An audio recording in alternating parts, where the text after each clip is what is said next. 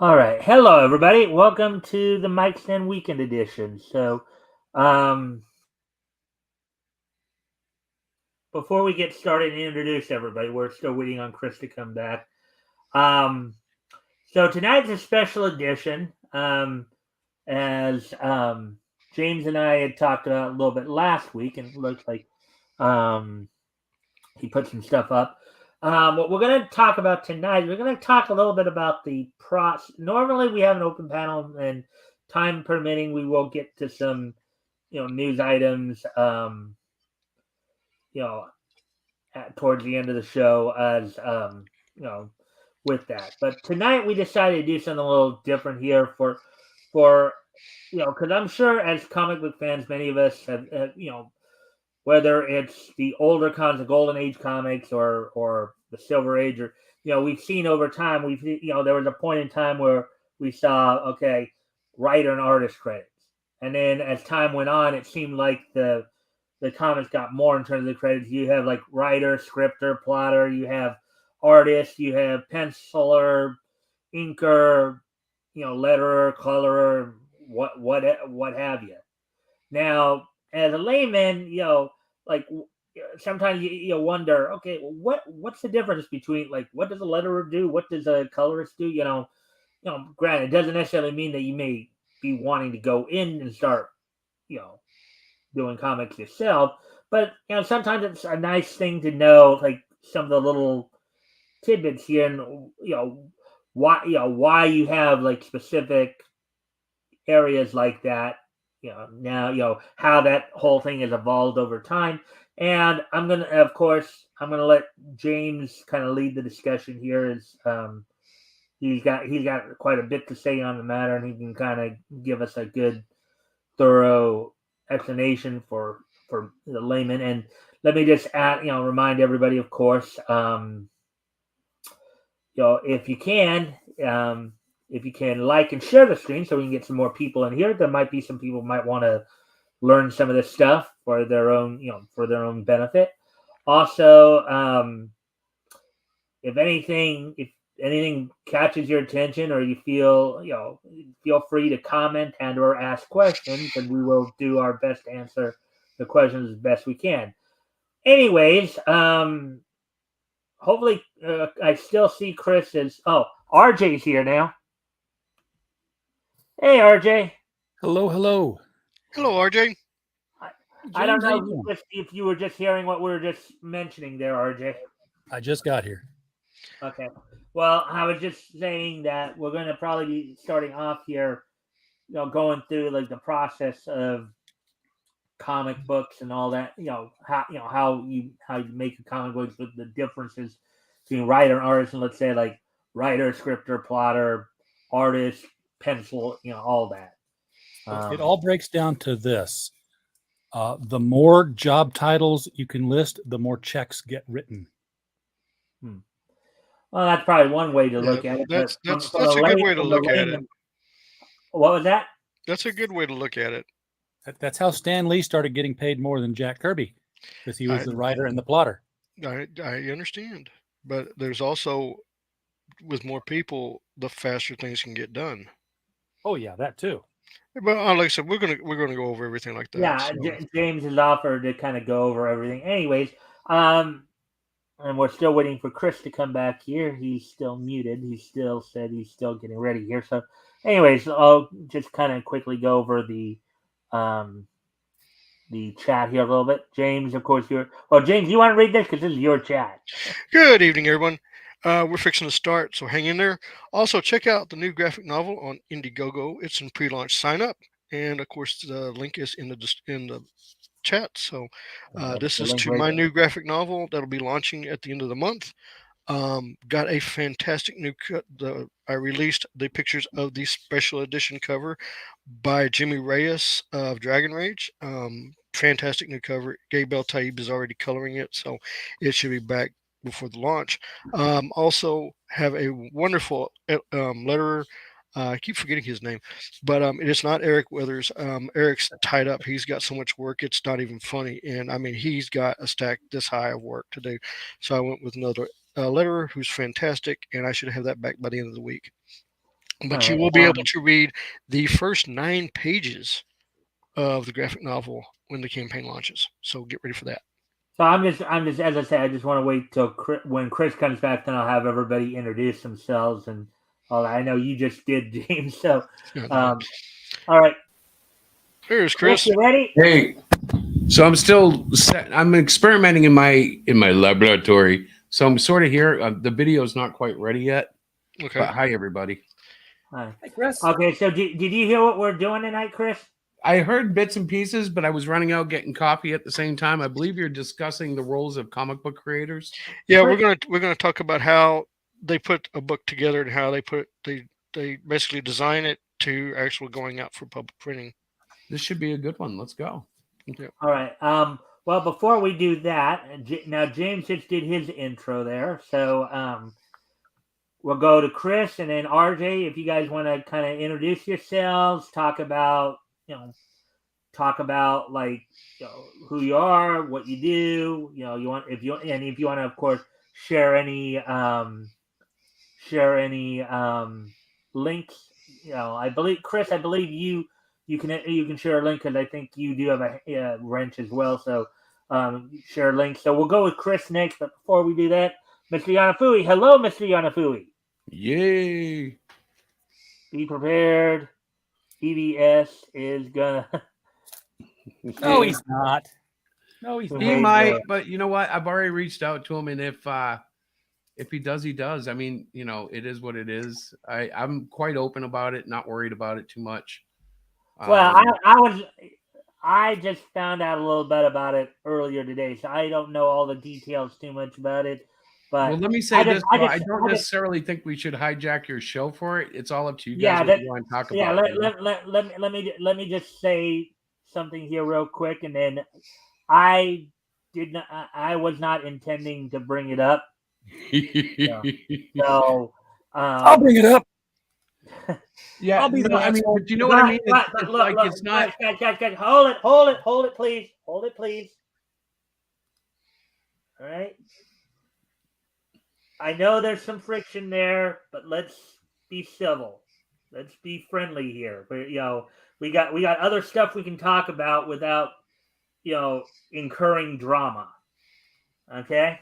Well, that's So no fun.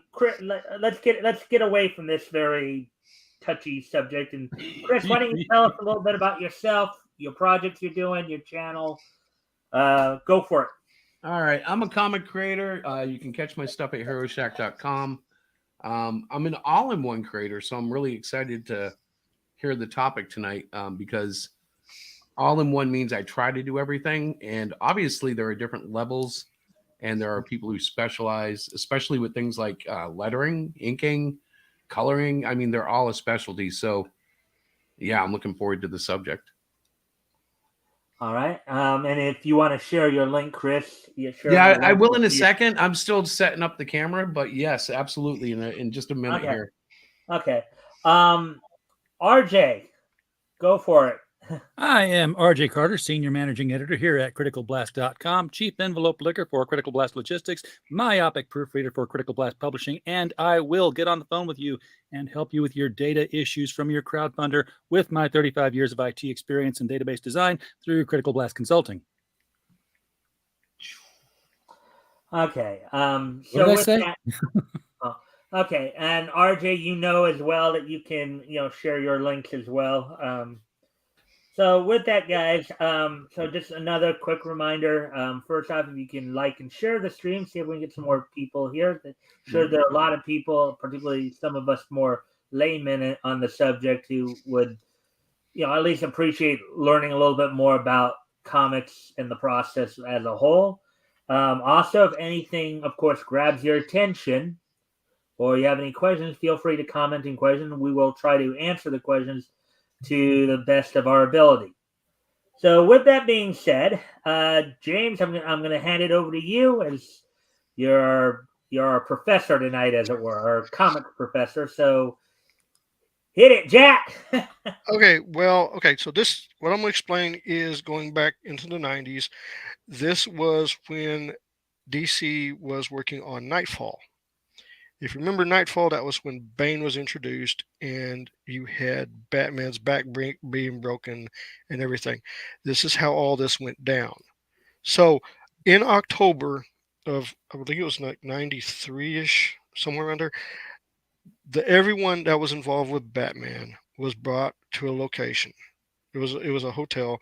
They got them big rooms. They were there for like 2 weeks. They all sat around. Now this is everybody. This is a VP of one of the editors. This is all the writers, all the pencilers, all the inkers, everybody that's involved. Everybody that's involved in Batman were there, and they started hammering out this idea. Now this is in October. Okay, so this is not going to go into effect till January, February. That's how far out they're doing this from. They're putting together an entire year's storyline together, and they hammer out everything. They hammer out the new costume design for Batman, everything. Because remember they had, when Bruce Wayne breaks his back, they have another person come in to play. Azrael comes in to play Batman, and he changes the uniform up. This is also when the creation of Bane was taking place and all this stuff. So this is all a big meeting area to put all this together to put it down on paper of what they're going to do. Once they have all this stuff planned out, then it goes to the teams that work on books.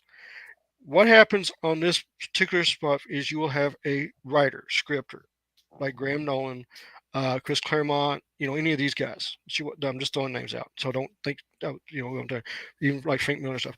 They will write a script. Now they know how many pages they've got to go by.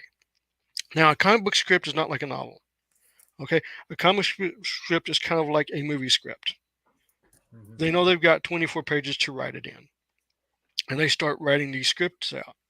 Now, usually the good writers like Nolan and stuff like that will do thumbnail box, how they want the pages to kind of look on the thumbnail next to the script. So when it gets to the penciler, who is the one that actually originally draws the page, like Kelly Jones, who did all these fantastic covers and did a bunch of stuff, he will sit there and go in with his pencils and draw the actual page. Okay, that's what the pencils look like. They're rough, they're not cleaned up or anything like that. Once he does that, then it moves to an inker. This is like Jim Lee and Scott Williams. Have you ever seen Jim Lee's pencils and then you see what Scott Williams does with it? There's a big difference. The inker basically cleans up everything. The inker goes in, makes the lines crisp, makes the pictures crisper, does all the blacks, does everything like that to really make the thing pop. Now, once that's done, it is moved to the colorist. If you'll notice, I'm going by people. So you like that. You have the colorist. Now, at the colorist, they will do scan it in and do a color rendering of it. Get it done. At that point, they send it to the editor to look at the page. The editor will look at the page and see if he sees any mistakes or anything that needs to be fixed before it goes to the letterer. Okay, usually when they're doing a book, they got 22 days to do the book. That means they got 22 days to get it all done, especially in this time period when they were doing Nightfall. And they wanted to be 3 months in advance. So if anything happened, they had a buffer to work with. Once it goes through all that and gets to the letterer, he goes in and places the lettering and everything to really bring the story out. After all that is done, they do a final check. This is where the editor gets everything back to go through to make sure everything's correct.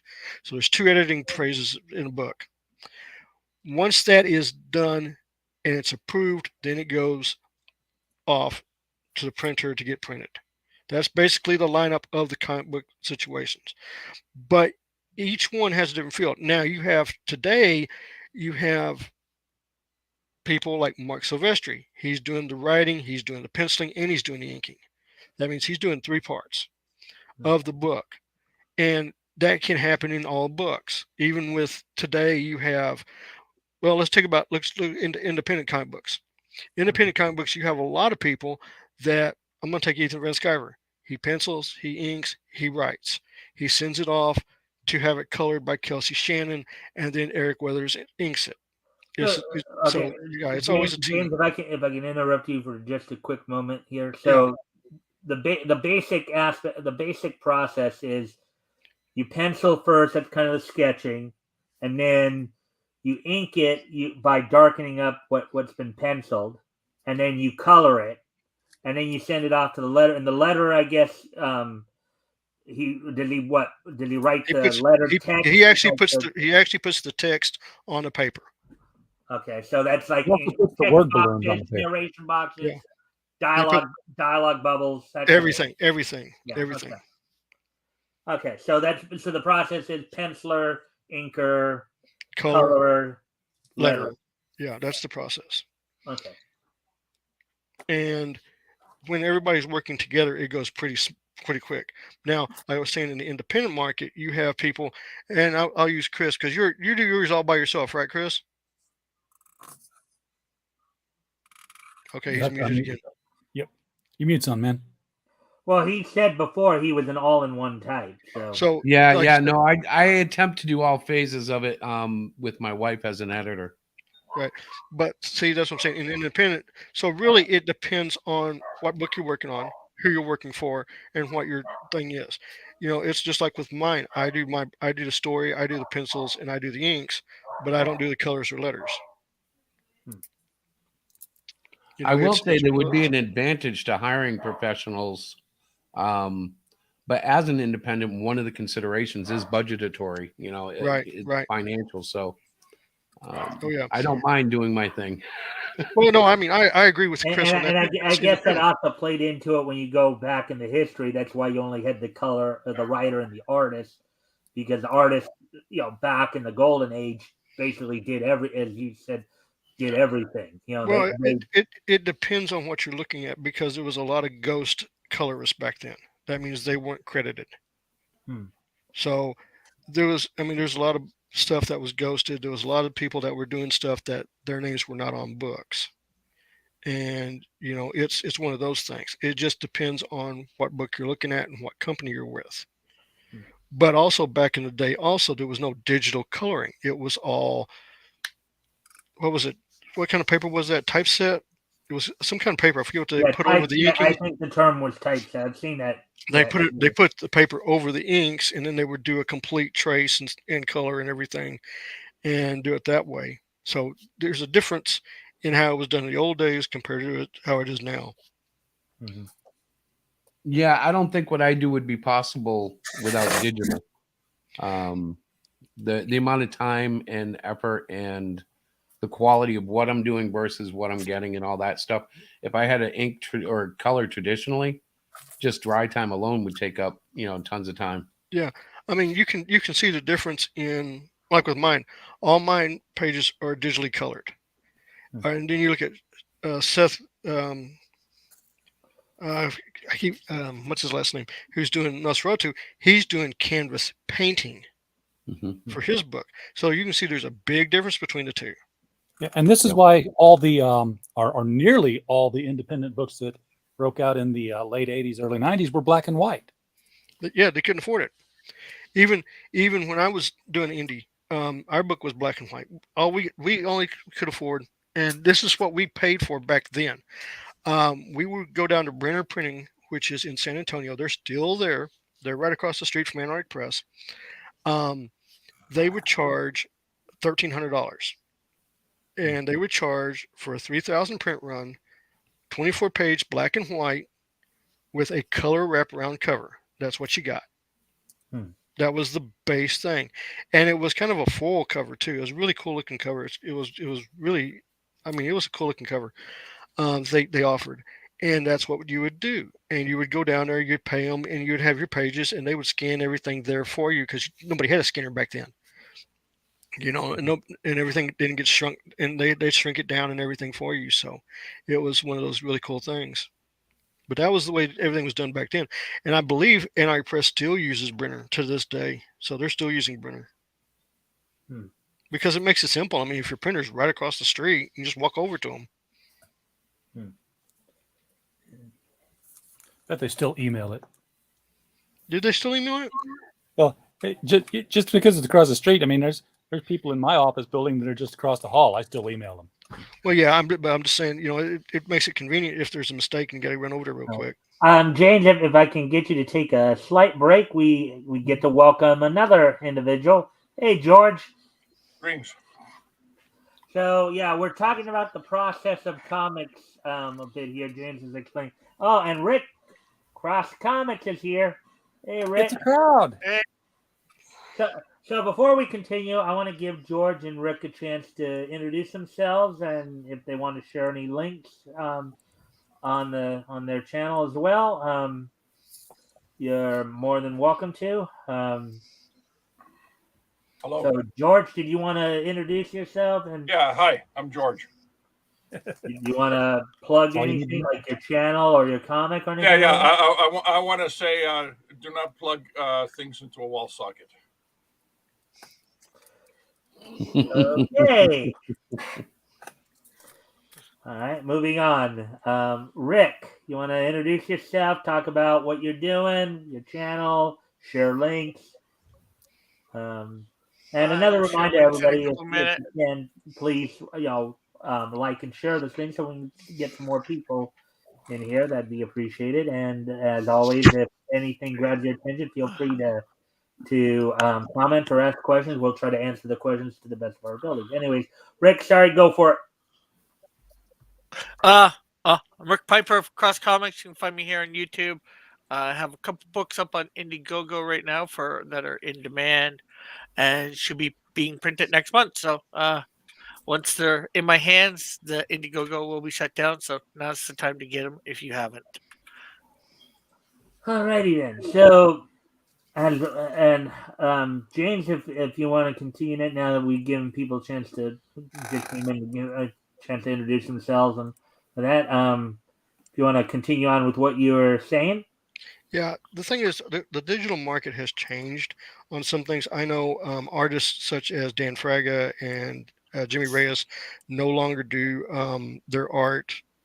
Traditionally, they're all 100% digitally, so they can do more stuff, do overlays and things with that without having to really, fret on if they get stuff right. They can go back in and fix things left and right. So the digital market, the digital world coming in has changed how comics are done. I'm still traditional. A lot of people are still traditional because I don't have a problem selling some of my work. And I just feel that if I went digital, they wouldn't sell. I mean, I couldn't sell the originals because it's all digital. No, That's of course you that's can. the biggest drawback. That's bullshit. Of course you can. So No, your it's a tint. Yeah, but it's not the original. Okay, okay. even if I send you a file, you make a no. Hold on a sec. You make a print, a really sweet print, 1117, 1218. That's right. It's one of a kind. That's it. Done. You sign it. It's out. You never make another one. Yeah, but people will have in their mind that they never know whether you did that again or to somebody else in person. That's part of the selling feature. It's one of one. It will never. You will never see a second print ever. That's part of your selling feature. So just I'm sure people will be curious about this. So we have 4 creators in the stream right now here. What 5. you got? RJ's a creator too. Huh? RJ's a writer. 5. Oh, you're right. Okay, 5 creators. I popped my comic, Cherry. But with where I'm going with it, so for our creators in here, do you guys? Well, we already kind of. Well, actually 6 if you count James twice. Anyways. Oh God. What, Superman 2 joke? Come on. Are you original or are you digital? That's where I was trying to go with it. I'm original. I do all my artwork original. Chris?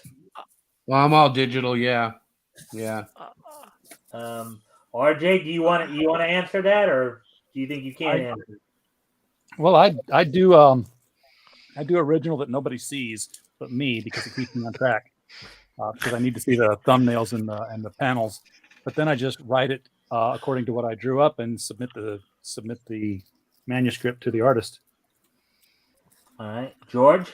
I'm a little bit country. A little bit rock and roll. That's right. Okay. Rick.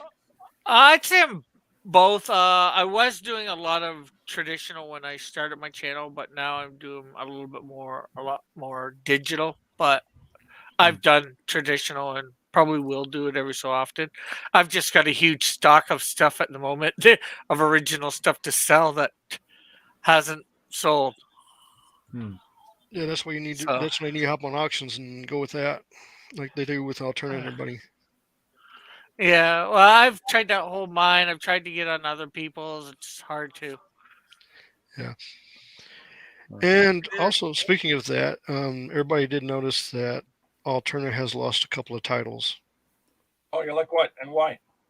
Alternative's going through a weird phase right now. Yeah, they Well, lost. Alterna's a publishing company, right? Right. Yeah, Alterna Comics has lost Mighty Mascots. They lost Gods and Gears, and it looks like they lost the Log. All three of those titles have left Alterna.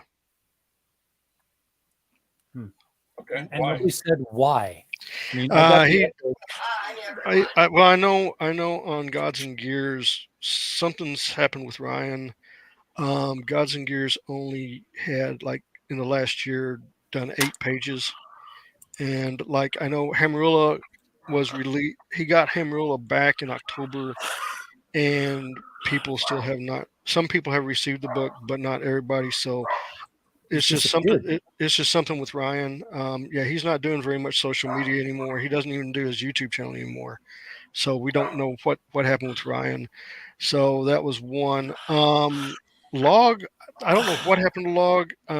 It left and it went to Kickstarter and went solo. And then something happened with Mighty Mascots. That he just posted it yesterday. Didn't say what happened, but he was not happy about it. And he wished everybody, all the best and everything. But it happened. So Yeah, I mean, basically, when Keith Gleason posted his Indiegogo notice update that it was not going to be through Alterna, that's pretty much how Pete Sametti found out. Was yeah, through the update. yeah. So it was super sudden. Ooh.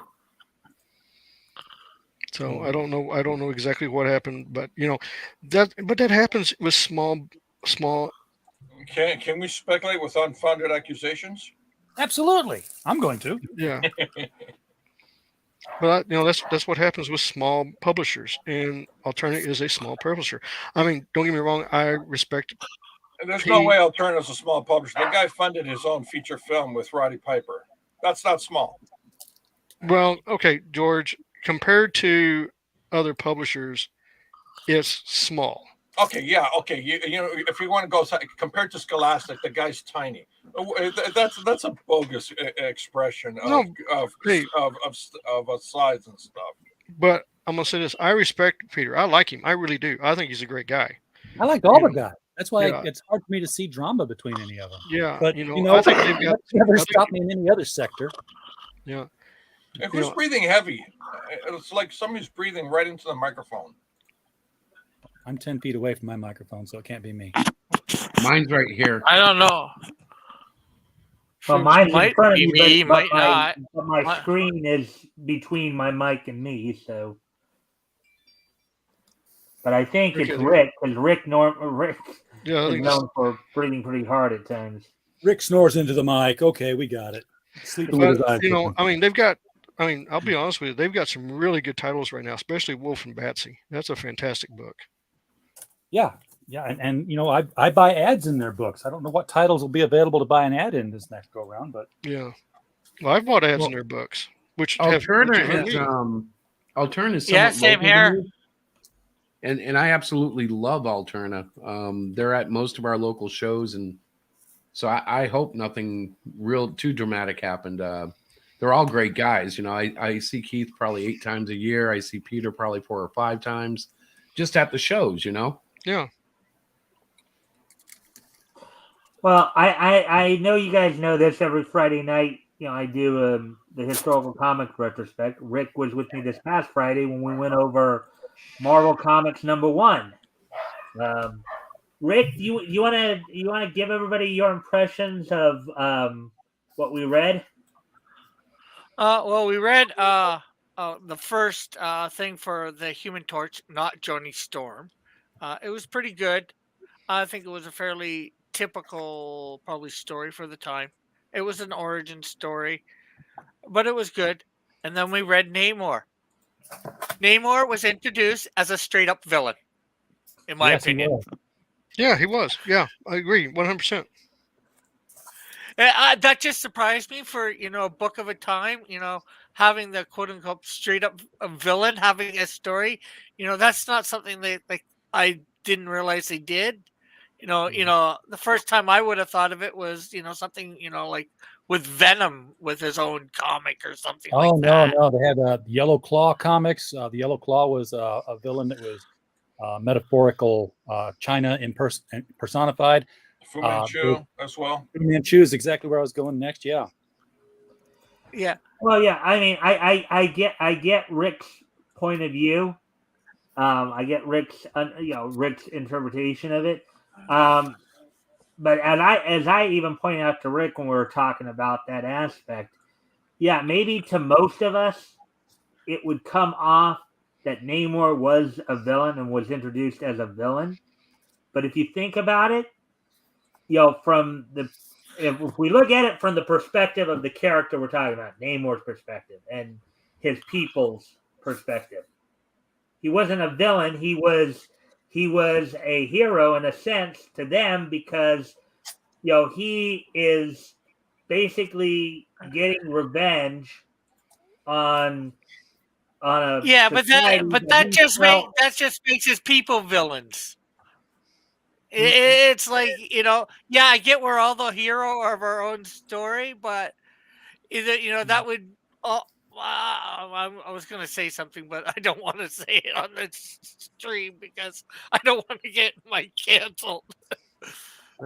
It's fun kind of going back to that first Human Torch story and realizing that what you're actually reading is the first appearance of the Vision. Yeah. What was that? What was that, RJ? What was that last part? So you're actually reading the first appearance of the Vision. And Well, or how is Wonder that? Man. The only problem, Because he's an I had android? with the human. Well, he is the android. Hmm. The android The only body of the problem I Human ha- Torch is the Vision. Yeah. The only problem I had with that was he seemed to be programmed with a lot of knowledge that they didn't say that he was programmed with at the beginning. It seemed like it was just supposed to be a body, and apparently, it was catching on fire when they introduced oxygen.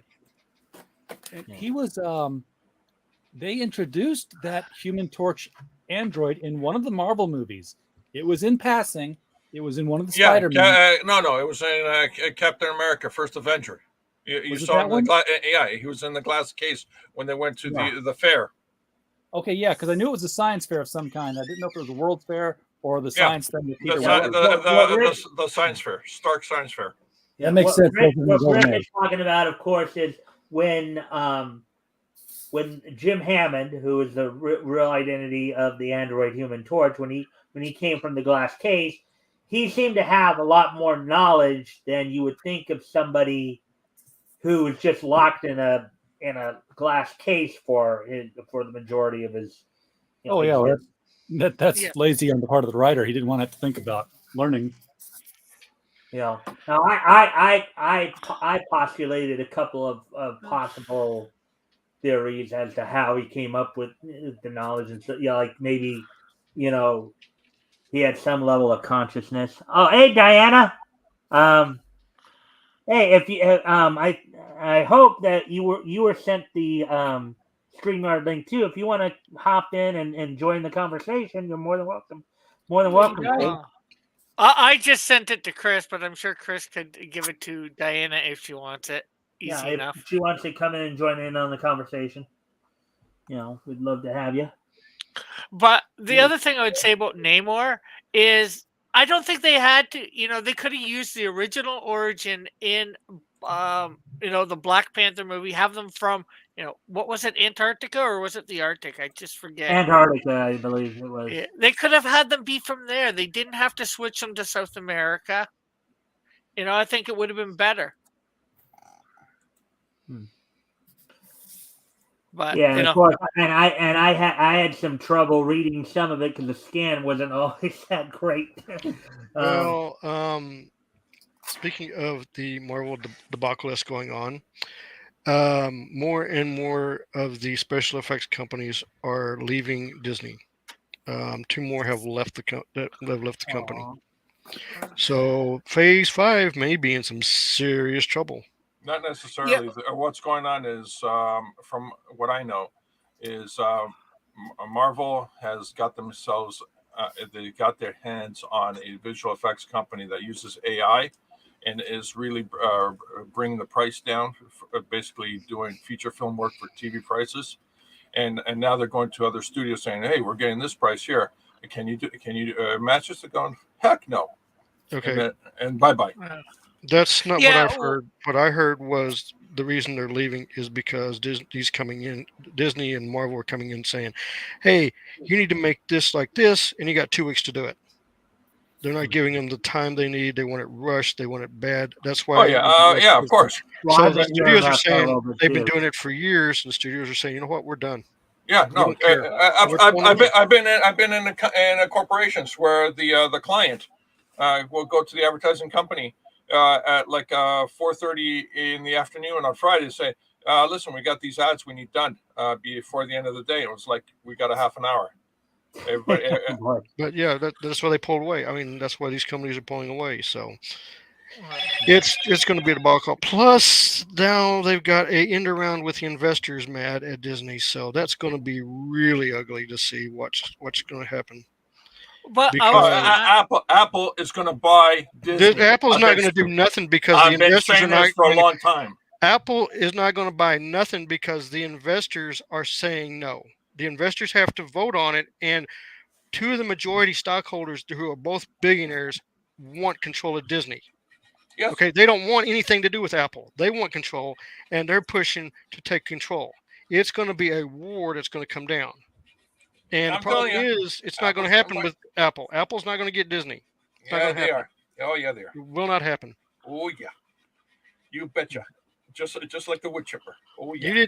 You didn't see what Fitzer's doing? Who? His name's Fitzer. Okay, he's a billionaire investor who bought, I believe, 47% of the shares of Disney. Him and another guy owns over 51% of the shares, and they're fighting each other, but they want control. They want streamlined Disney and all like that. He put out a website with 35 pages of what he wants to do with Disney, and none of it has to do with Apple. Then what? Then why are they producing shitty products? That's what these guys want stopped. They're not doing a good job. Well, it just started like 2 weeks ago. Oh, geez, I mean- it took them all this time. It's like to get to this point. You'd think a loss last year and a loss the year before and a loss Yes, the year I know. before that. You want to know why? Because Chapek hit everything, and then Chapek dropped the bomb at the quarterly meeting. He hit a lot of stuff. How do you Okay. hide stuff when you have to legally present it to a Why do you think the certified accountant Why do you think the system? CFO went to the board with the records? You cooked the books. Yeah, George, he legally, did that. I get it, but legally, they have to put the data through certified accountants. What do you think the CFO? What do you think the CFO does? The CFO is the one that handles all that, and the CFO saw what he was doing and went to the board saying he lied to you. Here's the facts, and that's why Chapek got fired.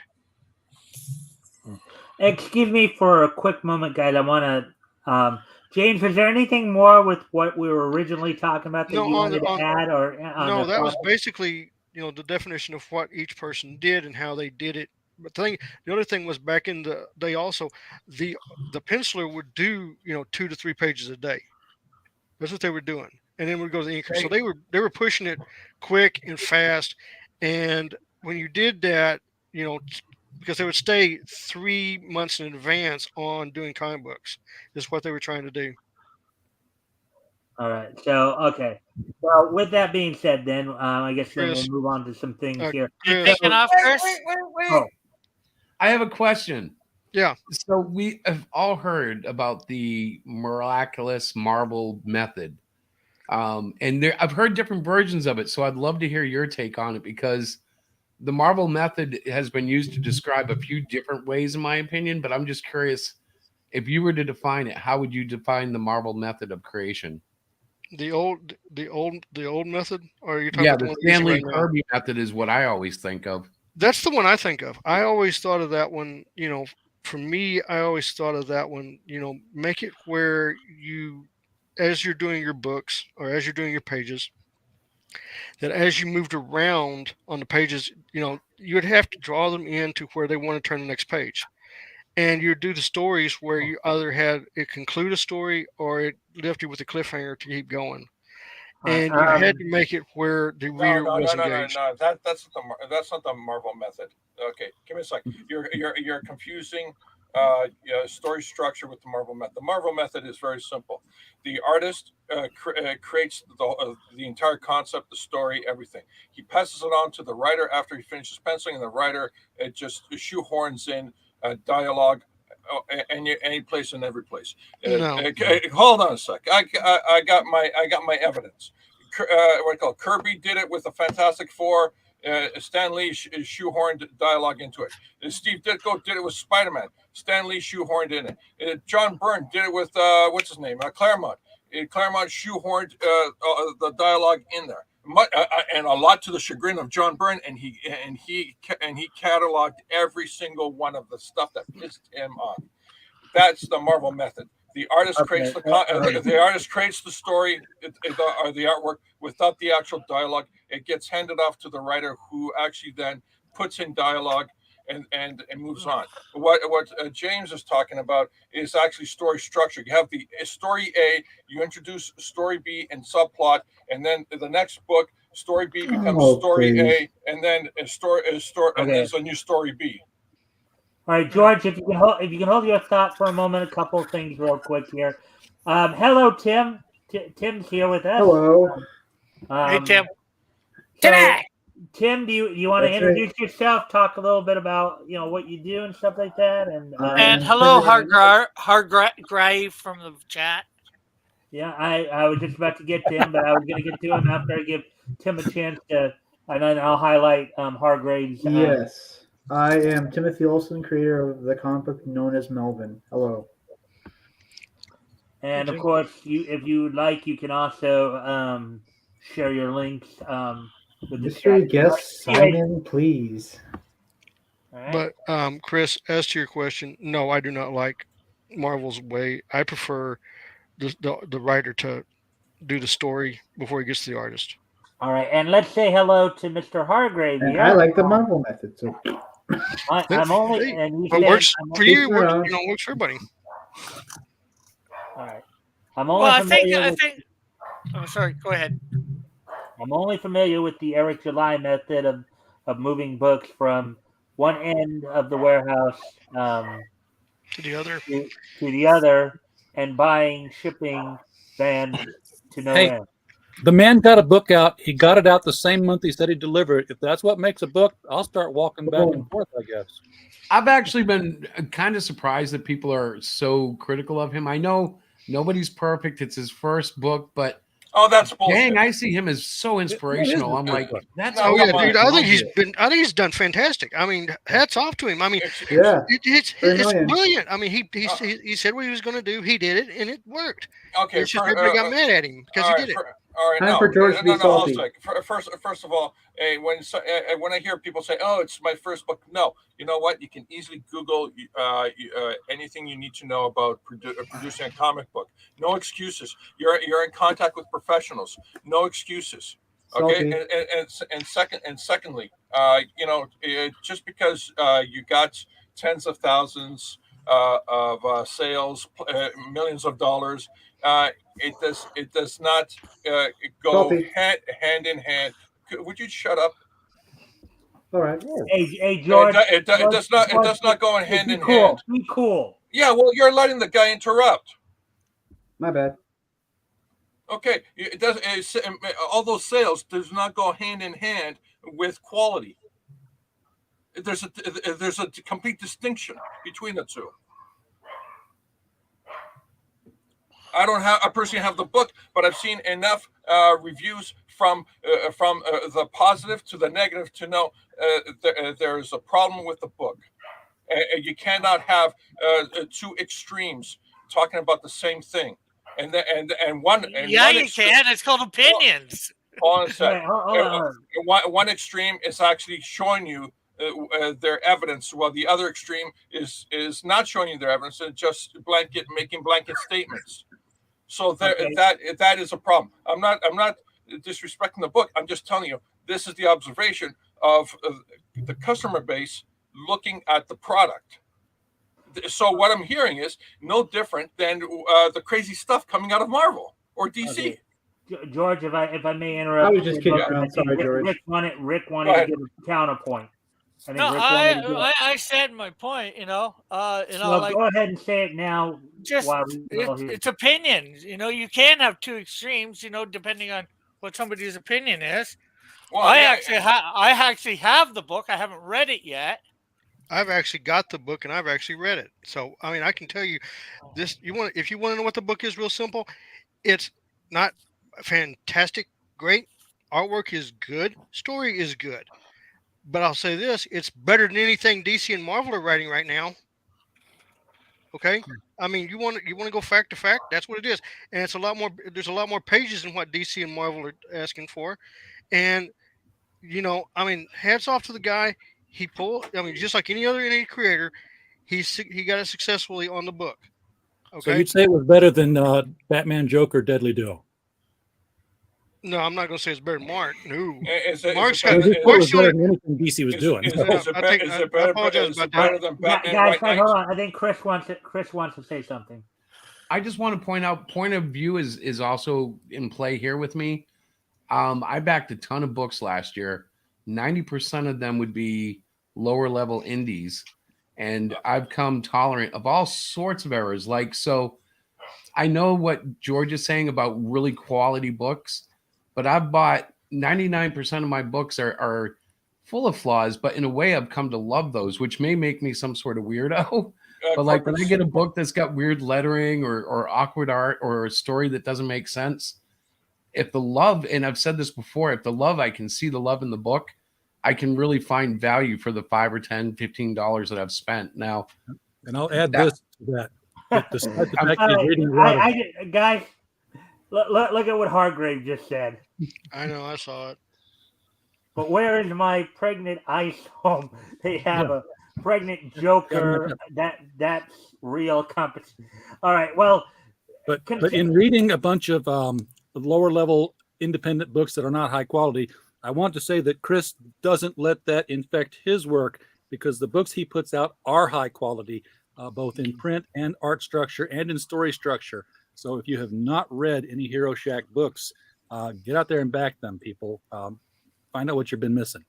Yeah. Thank you, with the pregnant Joker comment right there, and the comment that James and George made earlier about poopy products, as it were.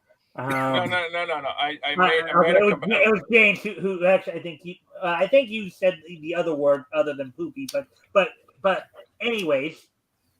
Yeah, I want to get your guys' view on what's going on with Chocolate Easter Bunny Velma.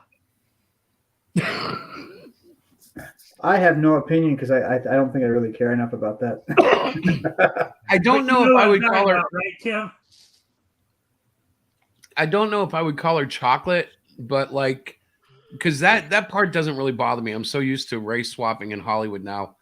But the tone of the show, from what I've seen, and I haven't seen it, so I can only go so far. But the clips I've seen, I'm just like, it's just another Hollywood ploy to make us upset. Now they said it was a #1 show, but that's all hate watching.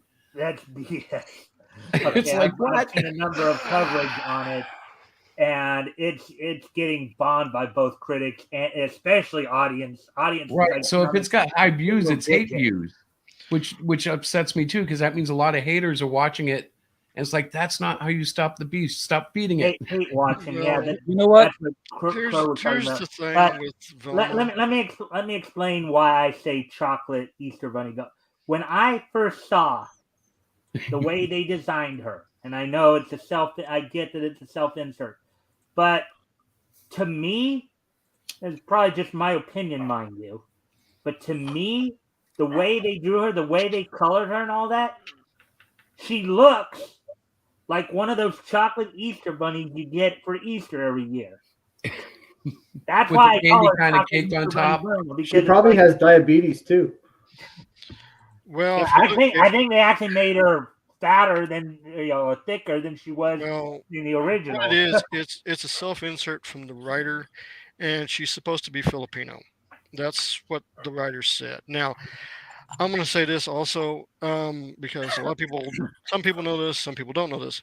I am one of the investors for Warner Brothers. That means I own stock of Warner Brothers. And this little program that came out is the only reason it did come out was real simple. It was already in the can when Zaslav took over. It was already done. Now, Warner Brothers is hard up for money. Okay, just as, actually they're really hard up for money. So instead of dumping it in the garbage, release it, see if they can make some money off of it. It's going to be a rough year, 2023, for Warner Brothers because they're doing this transition of the movies going in and out. That's why The Flash is coming out because it was done. The reason Batgirl wasn't done was real simple. They had just finished principal shooting. They hadn't done special effects. They hadn't done reshoots. They hadn't done any of that. And they were like going, we can't afford this movie because the test screenings are already showing people getting up and walking out of it halfway through the movie. So that's why they pulled Batgirl. Okay. So this next year, Warner Brothers is going to be really struggling with their movies, especially probably like 2024 before they get their stuff going under Zaslav and everything like that. So anything that's already been done and completed, they're going to roll out just to try to make some money. Now, as for Disney, Disney's got a bigger problem with their finances because Sachs Coburn, the bank that actually lends money to Hollywood, has called them and chewed their butts out. So they may have financial problems coming in this year as well.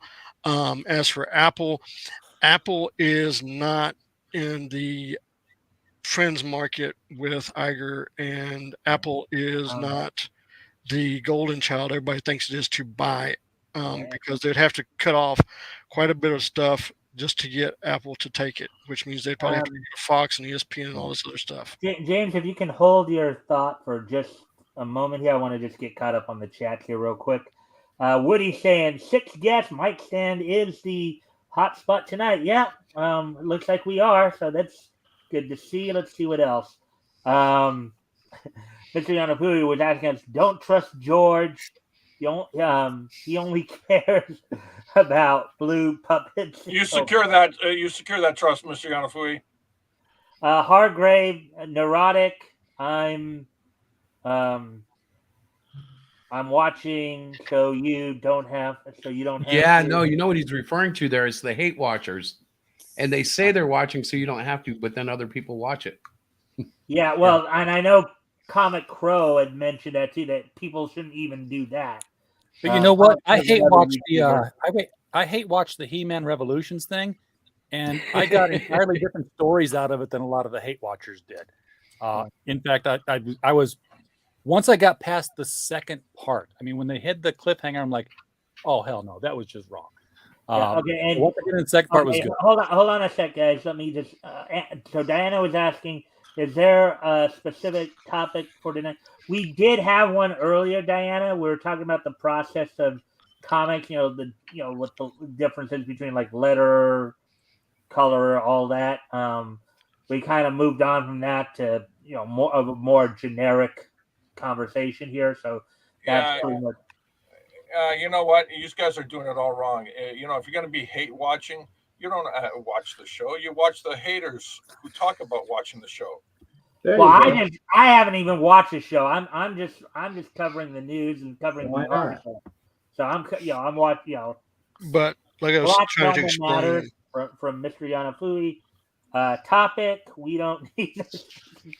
but like I said, I was trying to explain what Warner Brothers was doing right now. They're trying to clear out what they've already got made, just to try to make some kind of recap of money. Because again, when it comes to investors and it comes to the financial borrowers and stuff, people are not really happy. I know at Disney, when Iger cut dividends, that really pissed off a lot of people, especially their investors, and that's why he's got this pullback. Because what they're talking about right now is a proxy owner move at Disney right now between these guys. Basically, if they get enough people on their side, investor-wise, they can fire Iger and the entire board if they need to. So And they're Mr. working on it right Yanafui's now. making an interesting point here.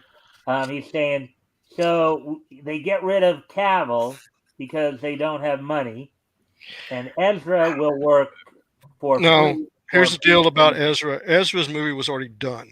Okay, so the movie's already in the can. There's nothing Cavill had done. There was no script or anything for a movie. And when Yeah. Gunn made his decision to make his move, and hey, everybody knows my point of view. What Gunn did was stupid. But again, here's the thing: Cavill is not young anymore. Okay, it's been 13 years since Superman came out, the first movie. Okay, and they need to look at somebody who can fill the role for at least 10 to 15 years, just like they did with Chris Evans as Captain America. And the thing about it is Gunn is terrible at PR. I have been, pardon my language, bitching about getting a PR person to cover for Gunn. Because if you notice, his other partner that's working on him hasn't said anything. There's a gag order in play. And the gag order is to keep everybody to shut up till they have something to pull out. Gunn's the only one. The only ones that are talking are the actors and actresses that have been removed from projects, and then Gunn comes in and confirms it. That's the only thing they've been doing. There has been no press releases, so whatever Kotaku's saying, whatever IBM's saying, it's all garbage. 100% garbage. And that's when everybody gets upset. Oh, just like that. Just like with the Snyderverse to Hulu, to Netflix. Now, on that subject, I have no problem with, because if you license it out to Netflix, Netflix has got to pay you royalties, which brings in money. They're also on the Netflix would be also on the hook to fund the movie, which again you're off the hook on funding, which I have no problem with that. Okay, Yeah, licensing deal. but hold Perfect. on, my personal feelings about Zack Snyder is he's a piece of garbage because of that little stunt he pulled with the charity. I don't ever want to see him in Warner Brothers again. That's my personal opinion about him, All right. and that's just the way I'm going to James, be. if you can hold your thought for just a moment here, I just want to get these chats caught up real quick. And Hargrave saying yes, George hates the world nightly on the Joe King Adventure Hour with an extremely loud intro nightly at 7 p.m. So George, it looks like you got some help in terms of promoting your show there. I So wish thank you, I wish they Hargrave. didn't have. Thanks a lot, Hargrave. Now you're going to diminish my audience. Woody's saying, who will hate watch the hate watchers? I don't even hate watch the Hate Watchers. I don't care for it. KBita. The Anyway, SJWs will hate watch the hate watchers. That's what okay, happened. Mr. Yanafui said topic for today, chaos, only chaos.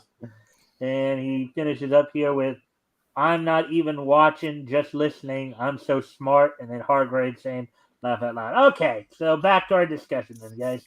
I just want to get caught up with those so the chat knew we were acknowledging them. So I disavow Hargrave. I disavow Mr. Yanafui. I disavow the whole chat. anyway, so James, anything more to say on all that? No, it's just don't expect anything miraculous to happen in 2023 with Warner Brothers. Also, when it comes to Disney, look for them to cutting back on things because they're not in good shape, especially after this quarterly release and their $15 billion hole in the bucket that they lost last quarter. That's going to really bite them hard. So if you're expecting a turnaround in movie theaters or TV shows, not this year. Probably 2024 is probably going to be your earliest. And anybody looking at X-Men and X-Men stuff, here's the deal on that. All the actors who originally signed up for X-Men are still under contract till 2025. So you're not going to see an X-Men movie of a full recast until probably 2026. All right. So, anyways, moving on a little bit here. Then, in the same vein of garbage content, I know I kind of went over the Bounding into Comics article of, that where Ethan EDS talked about his impressions of the pregnant Joker. Wanted to get your guys' thoughts on pregnant Joker, and also which do you think is more ugly? Why are you feeding? Why are you feeding a pregnant Joker, or a chocolate Easter Bunny Velma? Why are you Pregnant feeding? Joker's Why stupid. are you feeding this absurdity? Oh, what about the pregnant news, George? It's What? news. Okay, this is not okay. As far as I'm concerned, DC is a dumpster fire, except for Mark Silvestri. Okay, I could care less what DC's doing right now. The only thing I care about is how much they're affecting the bottom line. Which, when I know the audit's going to come out and says I was going to go in with a butcher knife, you're going to see a lot of people at DC get fired. Okay, that's all I'm sitting back to watch. Okay, this whole nonsense of them throwing stuff out left and right like they're trying to do is real simple. They're desperate. They're trying to get money. They're trying to make anything they can. And if they can do it shock and all, they're going to do it because they know the big boss is fixing to come in there and clean house. And it's not going to be a pretty sight. And that's the only thing that's keeping their doors open right now is Warner Brothers. Because they're not making any money at all. I know James and George have been talking quite a bit. I wanted to see if anybody else, and it looks like Chris is raising his hand. I think he wants to say something. So I don't know how true this is because it was all in clips, okay? Little Twitter clips. But it's my understanding he wasn't really pregnant. It was some spell that put some crap in his belly that made him look pregnant. That's not really changing the point because they made it appear that he was pregnant. But it's just it's so silly. If it wasn't in this political times and it had been printed in the 50s, it would have been like look, it's another stupid, corny DC, but of course it was in these times and it was played up the way it was. But the core of the story was like he basically had this big crap thing in his belly. According to the article that I read, what happened was Zatanna did place a spell on him that did somehow allow him to be pregnant, but instead of it coming out the back end, the child came out the front end. If you get what I'm. So what came out was the child then? Okay, but so what? DC Comics had more absurd story content in the 50s and 60s than anything they're producing today, and no one bat an eyelash. Wasn't Lois turned black for a day at one point? I remember that being highlighted. I am Curious Black. That was fantastic. Yeah, actually, I do remember in some of my studies too, looking over some of DC's history. There was a point, I think it was in the 70s, where they had kind of, I guess, like a counterculture Justice League, where I think one of the things I distinctly remember them talking about was the Suntan Superman or something like that. The Different Earth. Yes, there was Sunshine Superman and a bunch of other characters. They were all sort of hippie Justice Leaguers. But in a way, wasn't that the beauty of comics? Because they could experiment and do weird, crazy things. And nobody was so oversensitive that it became like a social issue. Well, that's because they did all these wild, crazy things, but it never impacted anything. Right. The Flash gained 300 pounds in an issue. Hey, Mike, can you ban Yanafui from the chat? The guy triggers me. Well, I mean, the last thing I saw him say right there. I mean, let's go to the last of the chat here. Last thing he said, I'm not even watching. Oh no, you're a little behind. No, go further down. Go further down. You're behind, Mike. Well, let's just go through the chats real quick. Go further down, dude. Go further down. Go further down. Well, okay. First up, before I see that he did have another comment. We'll get to that in a moment. Hargrave was asking, did you guys see Dale Cohn breaking down and Malin drawing a picture of how to end stream Laugh Out Loud? Yeah, it was pretty bad. It was bad. I missed it. I feel bad for Dale. It was so. I hope it was staged, but it appeared that he was too drunk and disoriented to shut down the stream where he was having a meltdown. And Malin basically was like, "Look it to the right, up on the corner, see the exit button," and he's like, "I can't," and it was just repeated over and over. And at least Dale didn't pass out this time. Well, when Dale gets drunk on stream, it's embarrassing. You don't know what's going to happen. I mean, seriously. I mean, he got 1,000 new subscribers just being asleep on stream. Yeah, I was about to say, didn't he pass out on a stream? And then wasn't it whoever he was living with? I guess that's his wife. Wake him up. Yeah. But he was out for 4.5 hours. I mean, he was out. Now this might make me a little bit of a prude, but I feel bad for him. I'm like, can't we find a way to help him? And I don't mean to be everybody's daddy or something, but think Dale's like that all the time. I just think he does that when he's on stream with people. It's that kind of stuff why I don't drink alcohol in the first place. Maybe That's we the can whole hire idea him a of losing producer control like who But can help again- him while he's but drinking. again- and- Anyways, guys, we can come back to this in a second. Let me go through some of these because I know you guys were wanting me to go through some of these.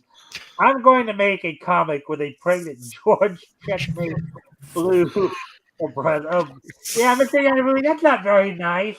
Yeah, Oh I my agree. God. That's not very nice. Block him from the chat. That's about as Let's be ridiculous cool, as a pregnant everybody. Let's be Joker. cool. Let's be nice, all right? Ha ha ha ha. You know, Joe King Jr. Laugh out loud. Oh boy. Now Hargrave. You want me to ban Hargrave too? Yes. Let's start a list here. Let's start a list. George has an enemies list. Mr. Yanafu is saying DC used to make garbage. Garbage in the 60s. That is why Marvel Took the lead. took the lead. Yeah. There is some truth to Hargrave that. saying There's he a had lot of the truth to that. tab closed and another tab open, so he didn't see the StreamYard tab. Yeah, I have both tabs open all the time, so I don't know why you wouldn't. But and then Because he was drunk. our Lord George, relax. Are you in your book? Oh, okay, come on, everybody. Let's all be nice to each other. Well, I was gonna say. Okay, this thing's grinding down to a complete disaster. I was gonna say about the Joker pregnant. Did you see anything about Kozar pregnant from Marvel? Oh, I haven't seen Kozar. Corsair. That's classic. That's classic storyline coming out of Chris Claremont. How many X-Men got pregnant from the where's it? I forgot the creature's names. The Brood. The Brood. Yeah. Oh please, it would be freaking do. It's a xenomorph.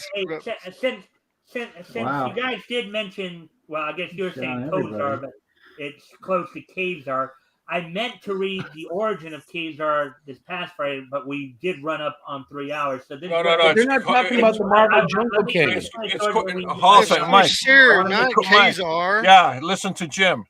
Say it again, Jim. It's Corsair, not Kazar. Corsair, okay. Yeah, Kazar is the jungle guy. Yeah, the jungle Yeah, guy. I know, but somebody said Kozar, and I thought maybe they were making an allusion to Kazar. No, but wrong. okay, No, but I now said it. Now we got that part cleared up. Let me just say this.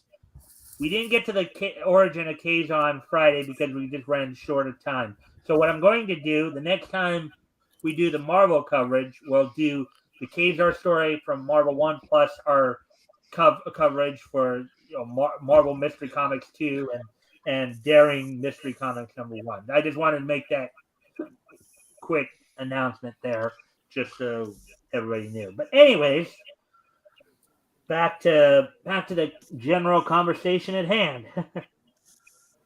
I think it's a capital idea. Okay, RJ, did you have anything you wanted to add about the whole since we were just talking about it before, we kind of went off topic there a little bit. Anything you want to add to the whole pregnant Joker conversation or anything like that, or anything about what you think of what of Ethan's reaction to that? No, I mean, I went to my comic shop to get my comics, and I saw The Man Who Stopped Laughing issue on the shelf, and I picked it up, and it was sealed in plastic, so I didn't thumb through it. And I thought maybe, and then I said, you know what? I'm not going to contribute to hate buying, and I did not buy the book. Repeat, DC Comics, I did not buy the book. They didn't even have a reading copy. Nope. Now, as I also mentioned earlier, I actually asked Ethan this, just more kind of joking, but what do you find more ugly, pregnant Joker or chocolate Easter Bunny Velma? I still was kind of wondering if you guys had. Can we say they're both stupid? Huh? Yeah, we be say my they're guest. both are stupid? I'm It's with just that. like- Yes. The question I ask is why? Well, because it's funny. Because watching these morons try to push this stuff is funny, and I figure everybody would get a chuckle out of it. Yeah, but Holsek, you're contributing to their success. by talking about it. Right, but isn't it the topic? Well, No, what Tim's why saying is, everybody- why would they do that, right? Not so much why are we talking about it, but why would they go through all that? Is that what you're saying? Well, they, Well, yeah, they, like what they in their did it. minds They did it do they think? specifically. Oh, this is a good idea. Well, no, the shock sales for quick cash, and then do a new number one. It's been going on for what, since the 90s? Yeah, since Death of Superman. They think everything that's a new shock change is a new Death of Superman and will result in the same lines out the door. Well, apparently Mr. Yanafui is a little bit obsessed about trademarks and suing and all that tonight. I'm going to trademark George and sued everyone called like that.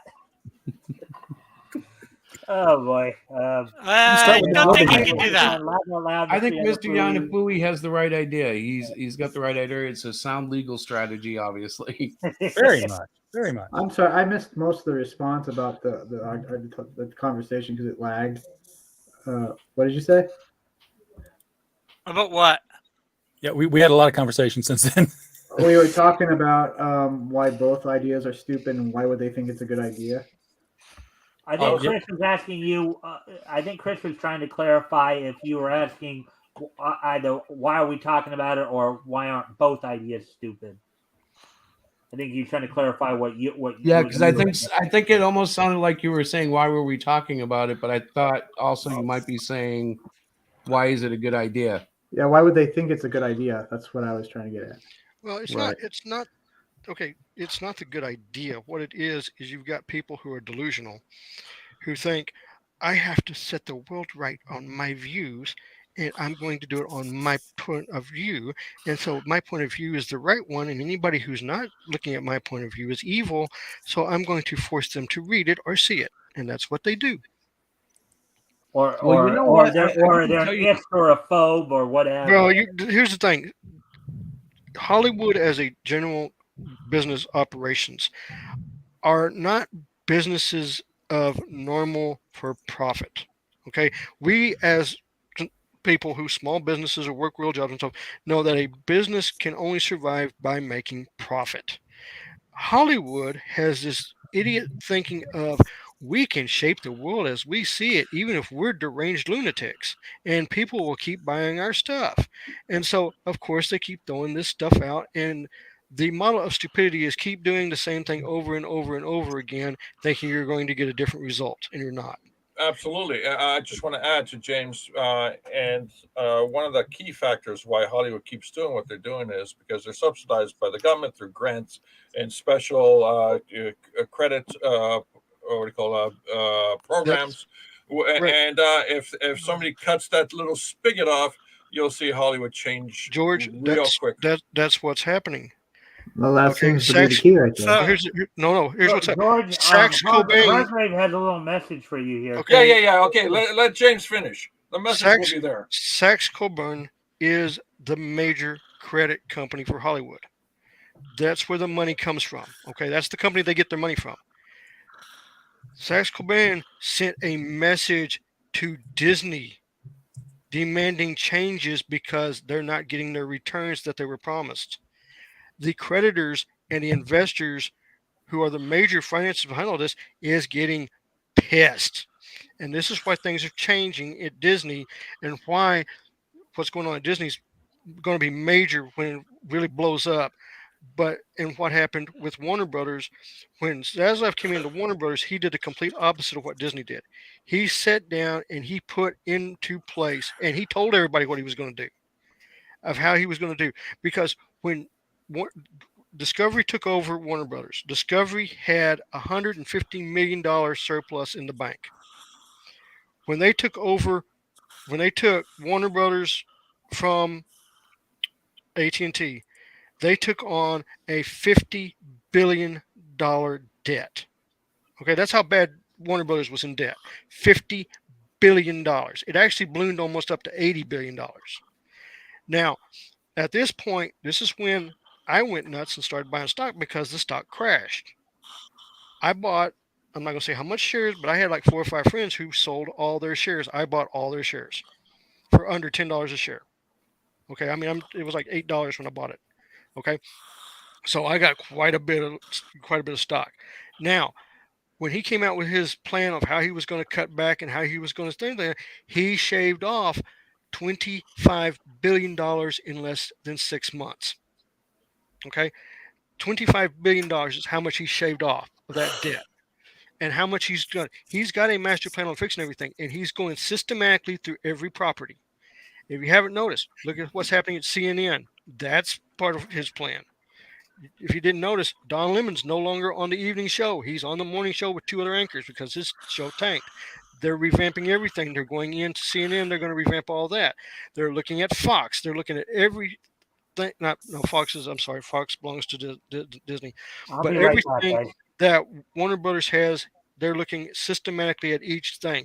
That's why the CW channel got sold and they dumped it all. That's why most of the CW DC movies, TV shows got canceled because, as Zavla's actual words was, "Why am I paying $10 million for a show that's getting beaten by a '90s rerun in viewership?" That was his exact words when he started canceling the DC universe on CW. Everything he's done has been systematically to save money and to revamp money and to bring in more money.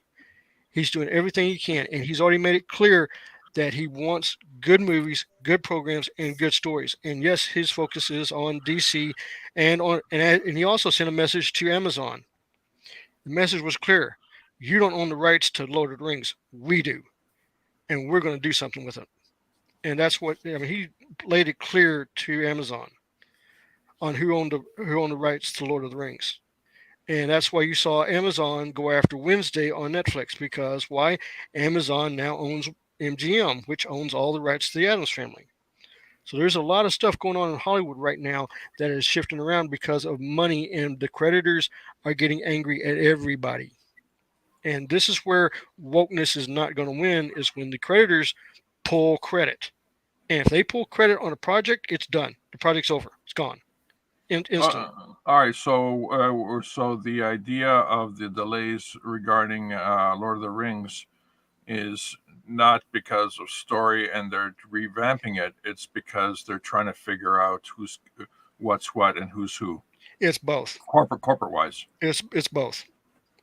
It's both. Well, personally, I look forward to the dumpster fire that is Lord of the Rings TV series. Yeah, we'll see what happens because I watched the Isn't first. that already a dumpster fire? Yeah, it pretty much is. I mean, it was so bad. No, no. I mean, I've watched I'm not saying like it's. I know it's a dumpster fire. I'm looking forward to seeing it become a huge bonfire. yeah, it's gonna be bad. It's gonna be bad, but like I It's said, getting worse? it's gonna Oh. it might be, but like I said, 2023. Don't expect anything amazing to come out of anybody. There's not going to. I mean, Maverick was a gem that came out last year that was just there, and it really did really good. It was a good movie. So Paramount may pull something out of their hat like they did last year, but there's nothing that I have seen that really maybe Transformers, but again, I don't know. There's not really anything in the pipeline that's really looks worth seeing. My impression of Maverick being a success is because the Chinese pulled out of funding it, which freed Tom Cruise and the production company to go, okay, great. Thank you very much. Have a great day. Thanks for coming by. And now we can actually do it justice. But George, that movie was completed in 2020. Yeah, I know. I know. Okay. But it was already all that stuff, editing, all that whatnot, they had opportunity to actually create a different narrative than what we ended up seeing. well, like I said, whatever they did, it worked. I mean, and I mean, hats off to them. Now they know it worked. They know the model they need to run with, and they may pull something out. Yeah, copy and paste of Star Wars. It was great. Well, it is. It is. We did it point for point, beat for beat. No, I mean, I understand. I understand, George. But I mean, again, if it worked, keep doing it. Keep making. Oh yeah, movies. absolutely. Maybe somebody else in Hollywood will figure it out too. Am I the only one here who hasn't seen that movie yet? Yes. It's What good. movie?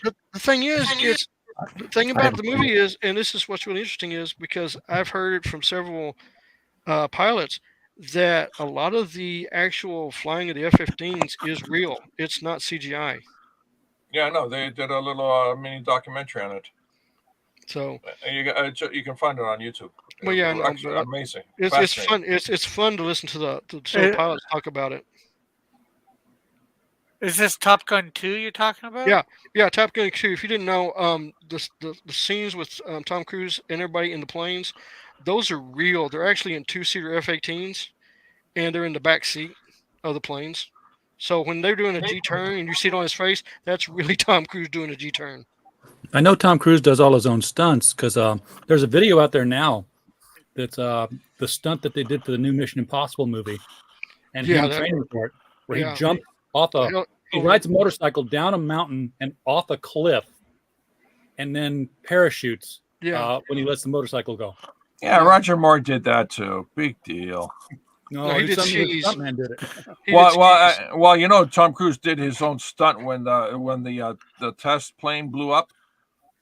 He was there. He jumped up before it blew up. They timed it. Well, I'll put it like this: the in Maverick, he's flying that Mustang. That's his Mustang. That's his real plane. He owns that plane. So It looks like Tim left. yeah, I mean it's almost 8:30, so I'm gonna have to wrap it up too. So All right. Yeah. so thanks for the evening. But like I said, I'm gonna have to take off. Actually, before you go, James, there was one more thing I did want to ask you about. We were talking about it before the stream. I'm sorry you're not going to be able to stick around for much, but we might start to wrap up soon here anyway. But if you got to go, then I want to at least get this out. So you and I were talking before the stream started, and I wanted to talk a little bit about it during the stream too.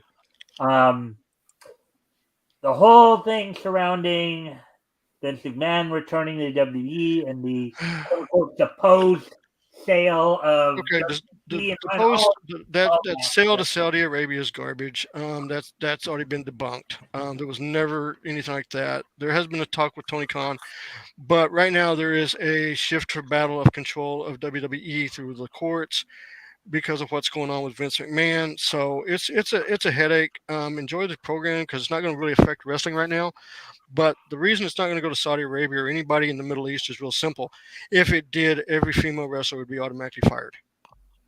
You know, Okay. I heard that the WWE is going to be doing a special Halloween wrestling. They're going to be calling it the WWE. But yeah, I mean that's what's going on with them. Really, I don't pay that much attention anymore to WWE. I haven't liked their programming for about 2.5 years now. I think they're. How do you feel about? Sorry. What's that? How do you feel about AEW? AEW is getting better. I do like that they're working more hand in hand with Noah and with in New Japan Pro Wrestling, as is WWE. WWE is working with Noah and New Japan as well. Especially with that thing with Noah coming up. I mean, that little stunt that Naito pulled 2 nights ago at Noah was probably one of the greatest stunts ever pulled in wrestling. When he and LIJS showed up at a Noah convention, at a Noah show, actually got in the building, bought merchandise, set up a table, and then when the wrestlers confronted them, they had the wrestlers sign their merchandise. Are they going to do more with Danhausen? Because they don't seem like they do anything with him, really. I don't know. I can't answer that question. What was the question?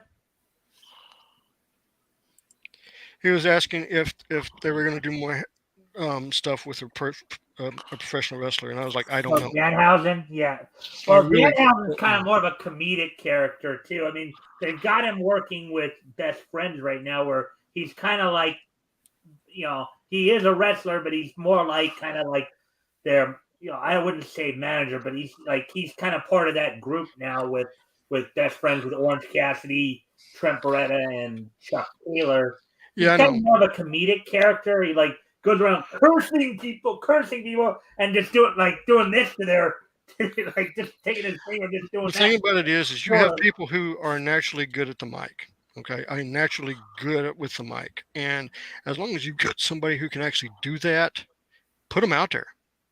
You know, it's just like MJF. He gets on that mic and he's gold. I mean, he is so good on the mic. It is unbelievable.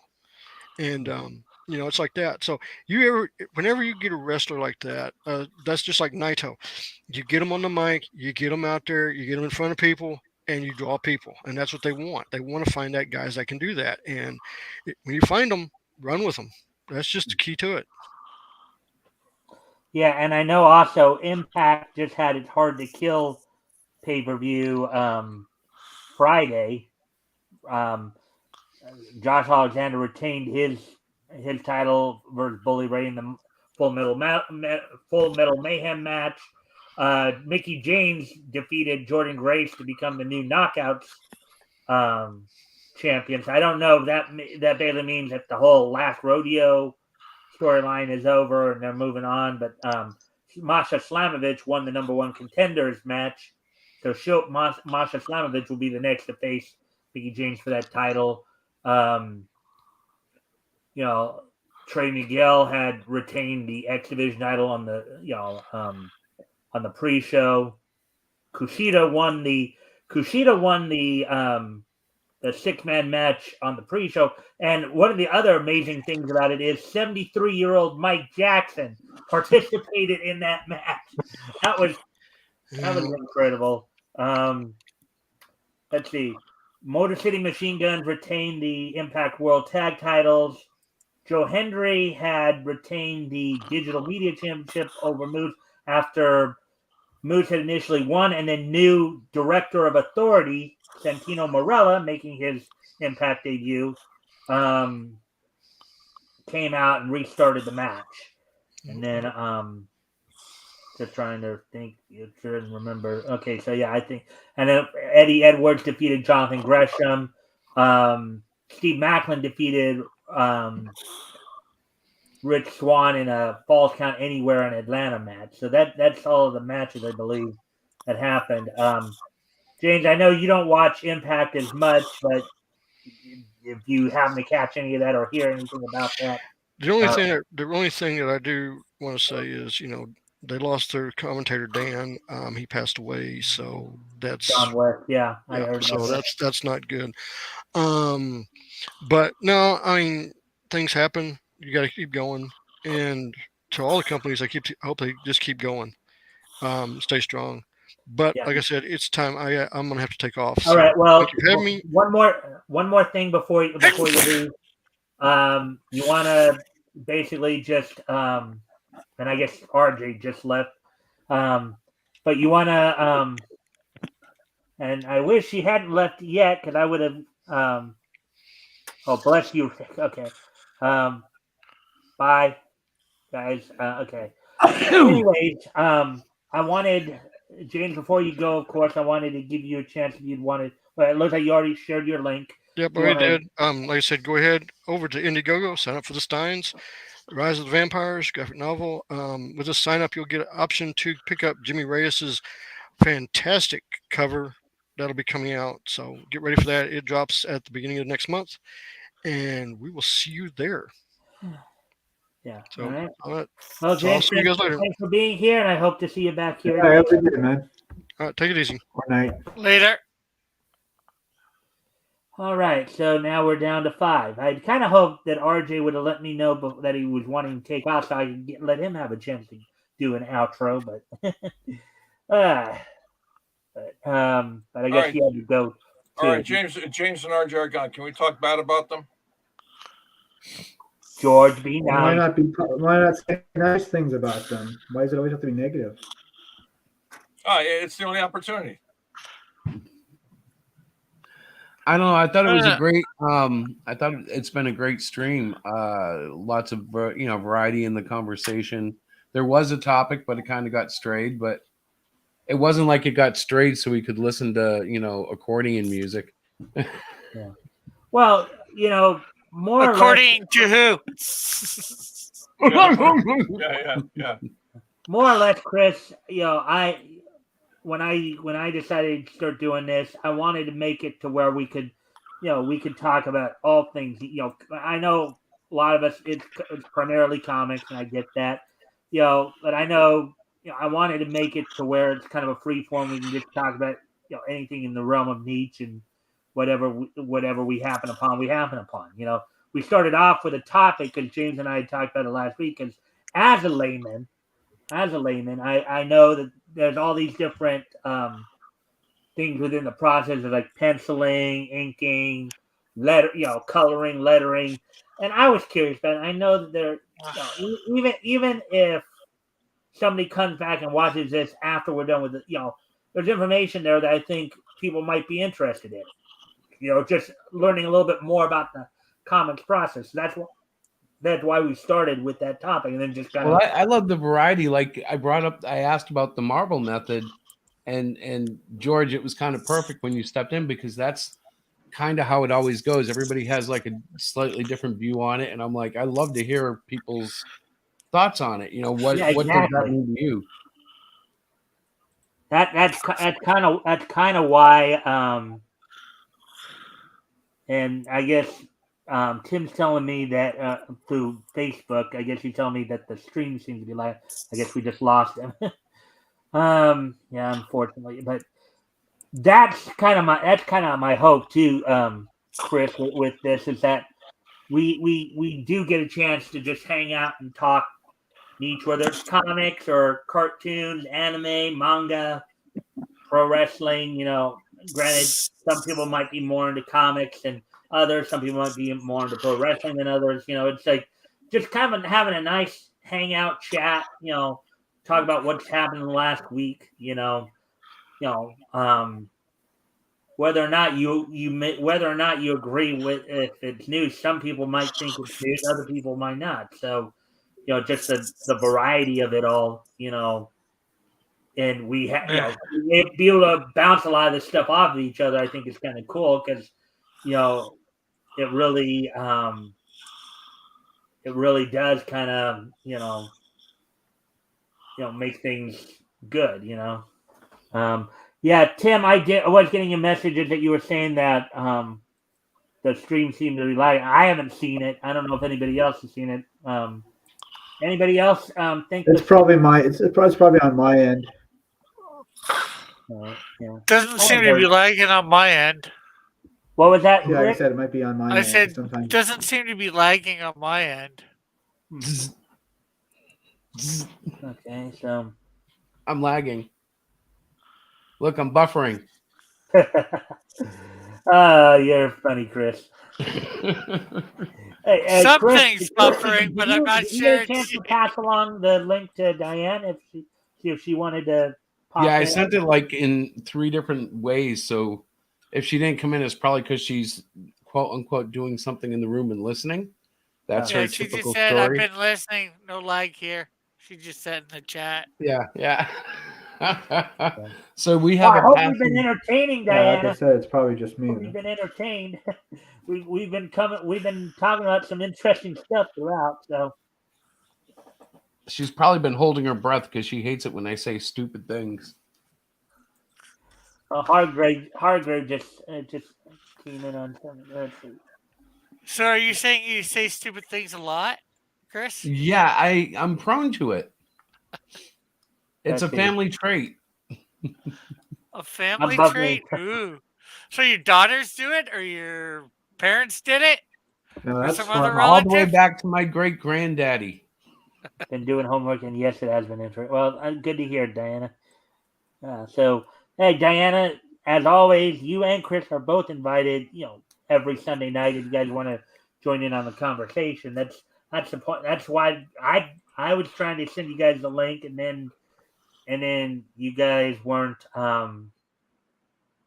responding to me, so I started having because I know you're not on Facebook all the time, Chris. So that's why I started having RJ, and then when you wouldn't respond to him, that's why I just said, okay, I'll see if Rick can. Actually, no. To be honest, I just recently followed RJ on this account, on the accounts that I reopened on Twitter and all that. So Okay. like if he was messaging the old account, I wasn't even getting it. Okay. And I don't know how that works with Twitter, but they had locked me out of an account, and then when they unlocked it, I deleted it, and now I don't think I can recover it, but I don't know if it's truly deleted. You know what I mean? It's a Yeah. weird Twitter thing, and Elon went and took it over, and I since then I don't know what the heck's going on, so I'm just kind of riding the wave. But Oh. I lost. Well, I didn't lose. I restarted on Twitter because it was so toxic before. Right. And now it's just kind of peaceful, but it's different. And most of my engagement now online seems to be coming from Facebook, which is just as well because that means there's a lot more local people involved, which are kind of better for us. We were discussing comic shows this year, which ones we're going to do, and I put in a request with management to keep them local, no more than 2 day. Like I don't want to do a big show like the casino this year. I just wanted to scale it back a little and try to build some momentum before we go back into the larger conventions. Well, I'm still hoping to possibly try to get you and Diana back on for some guest co-hosting too at some point. I know you guys have been busy lately, so I 'cause follow my like, agent. and even if if you're not comfortable, reading along or playing the characters, that's fine. The primary purpose is more for the commentary aspect. I just Well, added. I did read Wednesday night. We were a bit fumbly bumbly, but we read through the first Webtoons episode of the Great Cyclopean, and it was comical. Yeah. Well, Rick helped, so did well, Tim. you know that on Wednesdays now you are directly competing with me now. I right? know that's a toughie, man. It's like, ouch, yeah, I know, but it's almost like so I could move it like to like Thursdays and then go head to head against you and Lorenzo. That's not like any fun. And like every night we stream, it seems Ethan's streaming, so that's a like if ever you're looking for a niche, I don't know what niche crowd, he definitely taps into the same market that we would. So yeah, it's like we work in a very small space. Yeah, we're not, I of guess course. decided to go. I guess. Well, I think he's got his show coming up though too. That's probably why he had to go. I just enjoy like right now we've got a nice little clique of people that we discuss things with. You're in that clique, and I don't mean like we have like a roster with a hashtag and regulations. I just mean friends where like we can text each other, we can tweet each other, we can do live streams together and pretty much get along pretty well. Even George and Jim, for all their banter, we're still pretty well behaved. Yeah. Honestly, James. I want to say something about that. Oh, go ahead. I want to say something about the difference between like constructive criticism and just using criticism as a guise to tear people down. Okay, so what if Isom has some problems? It made $3 million. When somebody's like just saying negative stuff about it, it just sounds like they're salty. That's all. That's why I kept saying salty. Well, to me, even if the book is total crap, just a pretty glossed up piece of crap, I was saying I buy crap all the time, and if that creator loves the crap they put out, I can get something out of it. You know what I mean? And that doesn't mean that every book I buy is John Byrne and Chris Claremont. What it means is I'm looking for that fire that I feel when I create. And if I feel it off a book, then by God, thank you for letting me find it, because that's the biggest pleasure.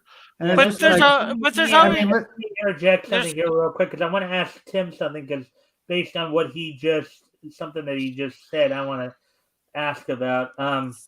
Are you saying that George is being salty because he's being critical? Is that? Well, I mean, there's criticism, and then there's just using criticism to tear somebody down, even though they were successful. I mean, people got the books, right? I think most people were pretty happy they got their books. Yeah, it's probably not the best book in the world, but Jesus, man. And who are you saying though was being critical and being salty? George. Everything he says is like negative. It's like I'm sorry that you're having such a hard time. Well, I think as someone in his age range, I want to believe that I can relate to him in the sense that I know how aggravating it can be, but it's kind of like my experience that in comics particularly, You don't need the best darn comic. Some of the best comics ever created have basically gone unread compared to some of the worst comics that sold millions. Right.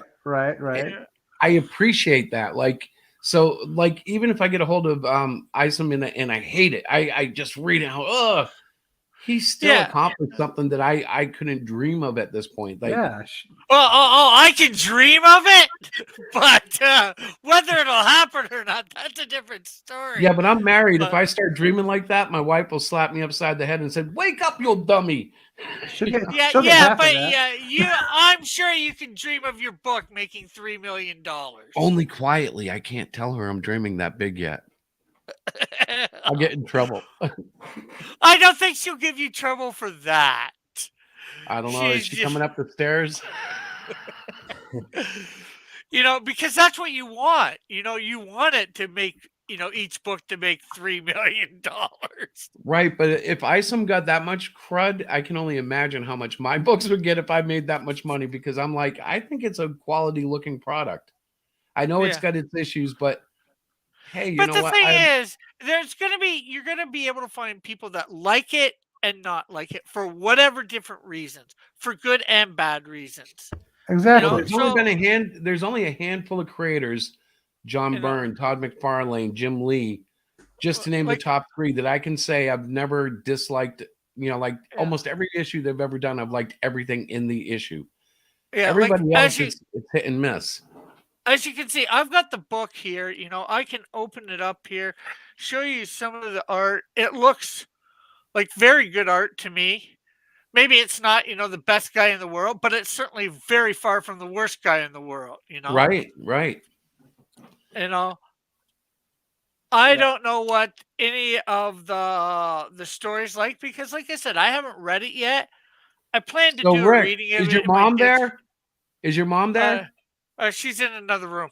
If you call her in, have her hit you upside the head for not reading it yet. That's like the hottest story in indie comics the last 6 months, and you're like, I've got it right here, but I've never read it. Yeah, but you want to know something? I've got the Buckler, and I haven't read it yet.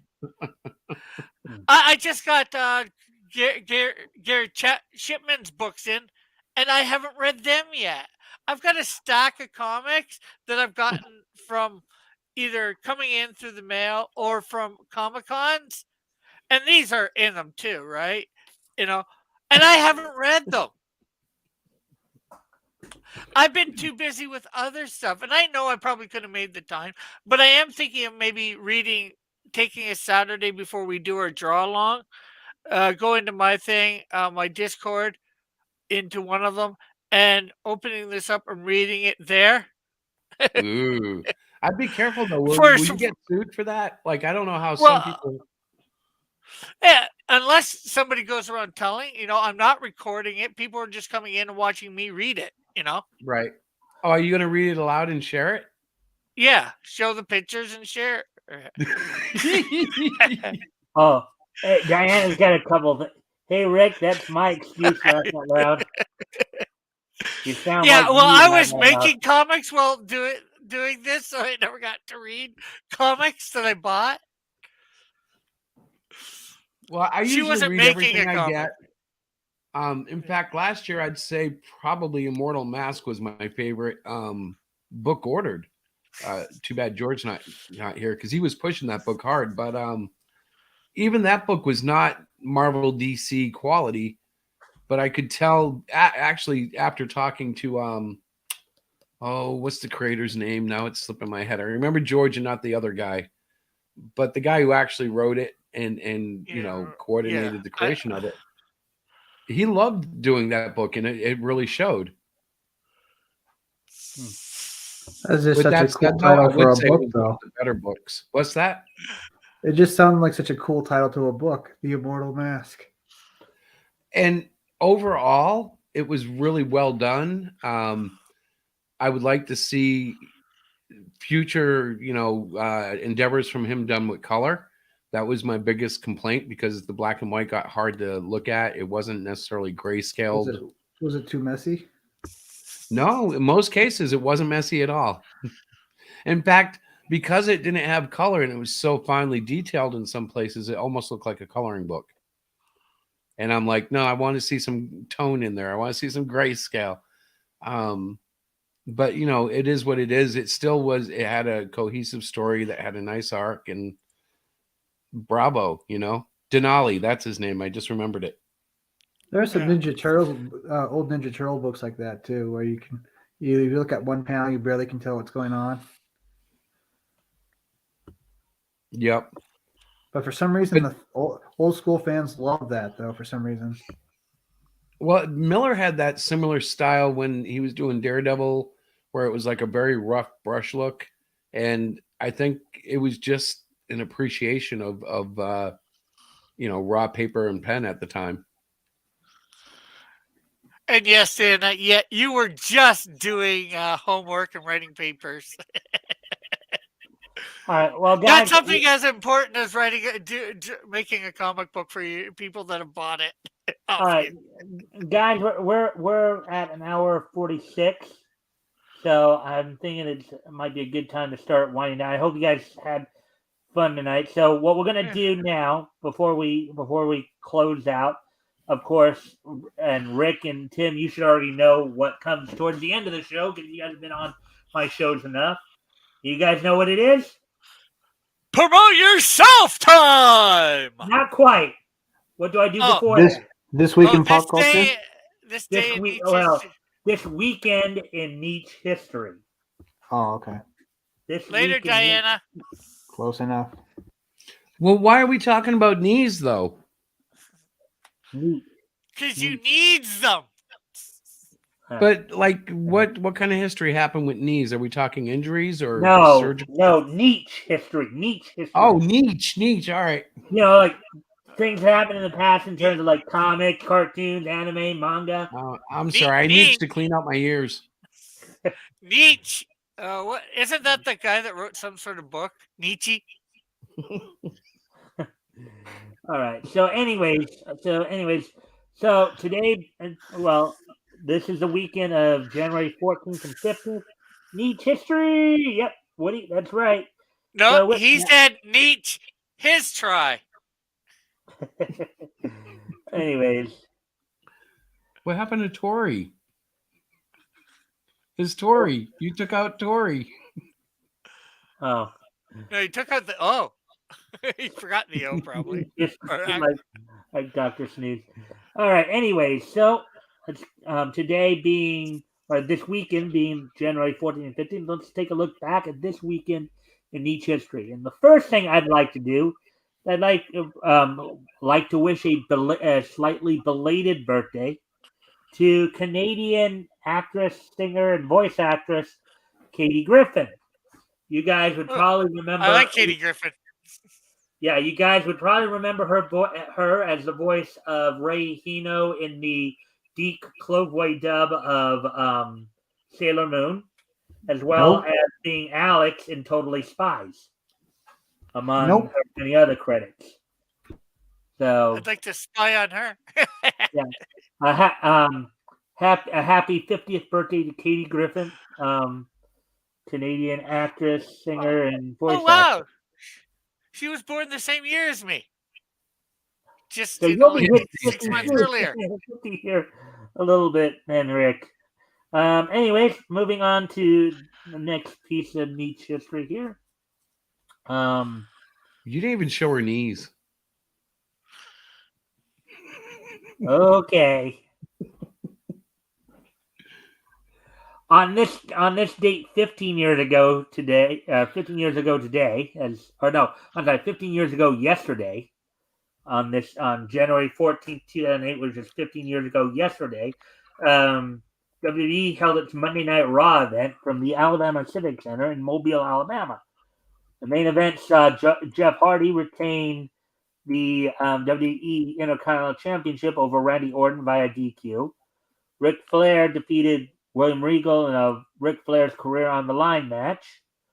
Snitsky defeated Triple H via DQ. Shawn Michaels defeated Trevor Murdoch in a Royal Rumble qualifier. Murdoch was robbed. What was that? Murdoch was robbed. Well, you know that I don't know if you know this, but Trevor Murdoch is now a 2-time NWA World Heavyweight Champion. I didn't realize that. No. Yeah, within the last couple of years, he won the NWA title. Like in the last 2 or 3 years, he's actually involved in the NWA right now. Karma is with him. Yeah, so Hornswoggle won a 6-man Royal Rumble match, and then Beth Phoenix, Melina, and Jillian Hall defeated Mickey James, Maria, and Ashley. As I mentioned earlier, Mickey James just won once again the Impact Knockouts Championship over Jordan Grace from this past Friday. So, anyways, that happened 15 How years weird ago. is it that Ric Flair was having an end of career match like what 15 years ago? and Well, I know he was think about it. So that was January 14, 2008. So he was like probably about a couple weeks. Let's see. No, he's about 6 weeks shy of his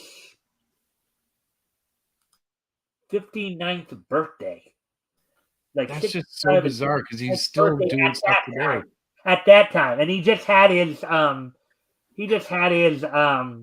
unquote retirement match this past July at age 73. So Yeah, well, you mean Ric Flair's still wrestling? not really. I mean, like very sporadically. He's not wrestling regularly. He's making more like appearances, isn't he? Yeah, it's more appearances than anything else. But you know, he I think prior to that, I think it'd been a year or two since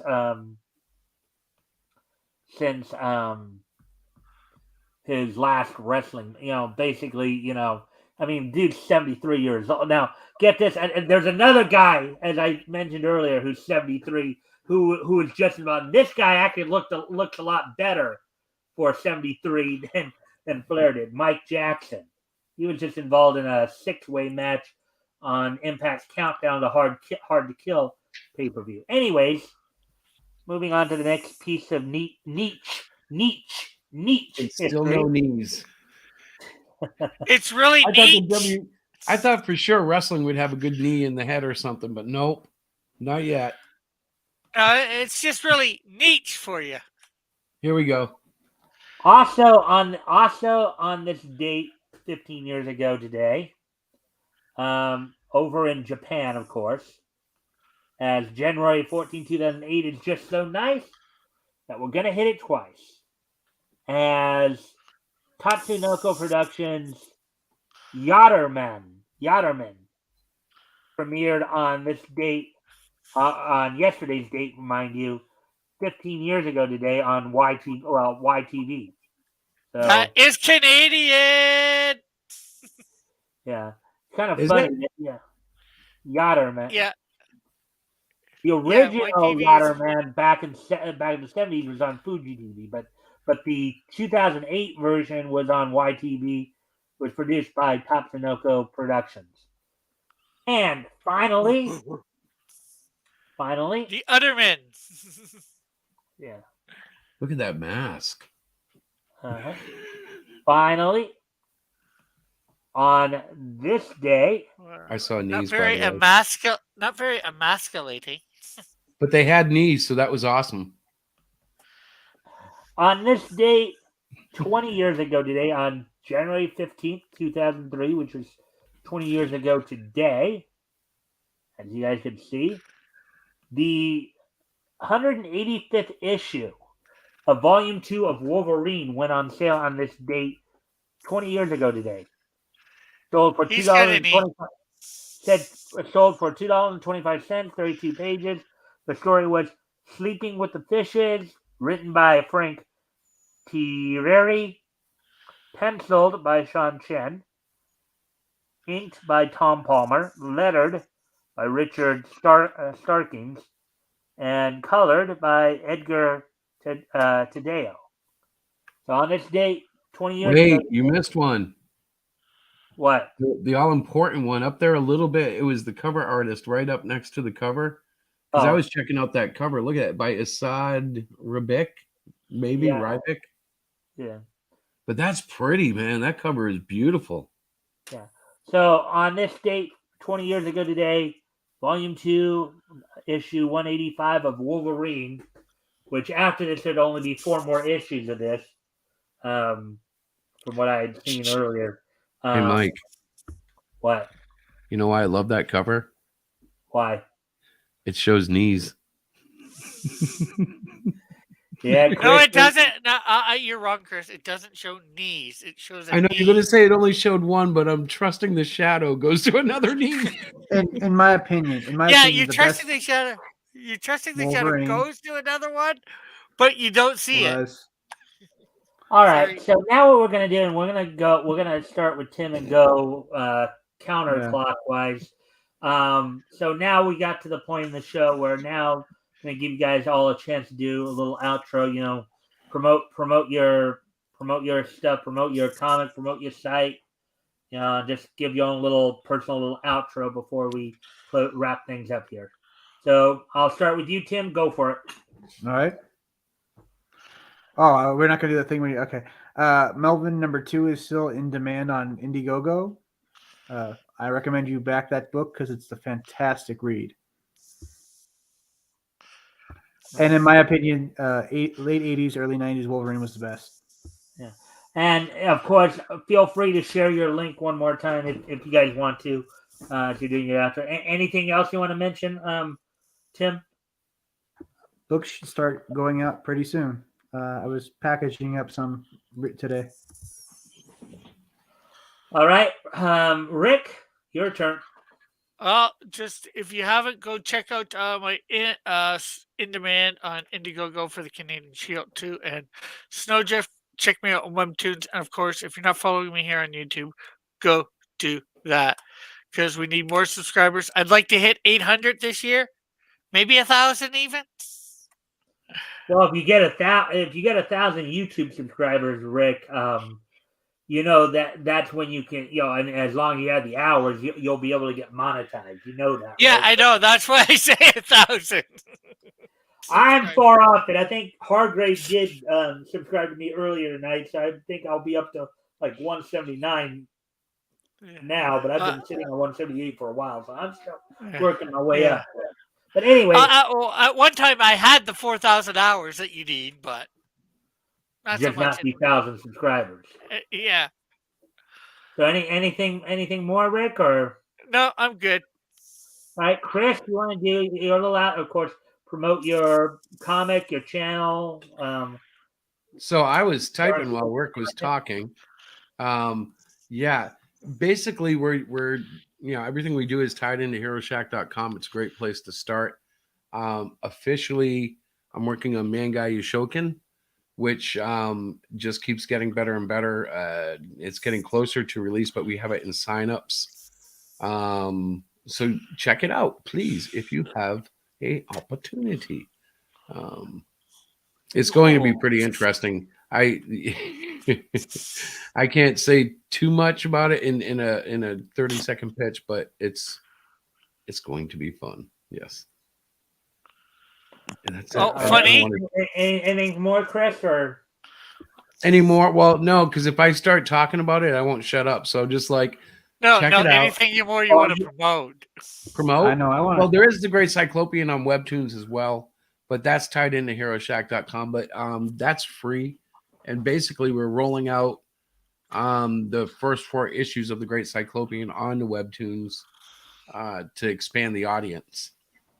And it's an experiment, but it's something that I'm enjoying to see unfold, and it's a challenge because I'm learning that not everything translates very well to a Webtoon comic. 2-page spreads are unnecessarily difficult, but we'll learn. Oh, and also I want to add one more thing. Melvin 3 is almost finished art wise. We're expanding it by a page. So. All right. So with that, guys, I thank everybody for being here. Quick reminder, of course, we'll be back here tomorrow night with the Niche News, the nightly Niche Newscast. I'm gonna buy you some niche pads. Anyway, we might be just overstepping that joke a little bit.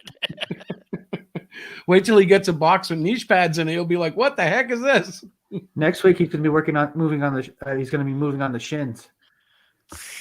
Oh, Anyways, Monday to Thursday, of course, is our nightly niche newscast. I hope everybody will come and catch the latest in niche news, which cover of course anime, cartoons, comics, manga, pro wrestling.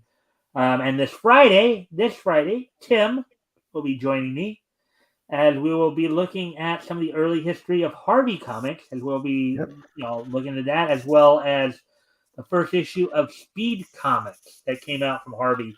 Now, Harvey is synonymously known for characters like Casper the Friendly Ghost, Little Audrey, Baby Huey, Richie Rich, Herman and Catnip, Mohair and Tommy Tortoise, but these were not the first characters. Such characters as Shock Gibson made their debut with Harvey on in August of 1939, and we'll learn more about him as well as a few other features in there this Friday. And with that, tomorrow and every night that we're on. So, bye.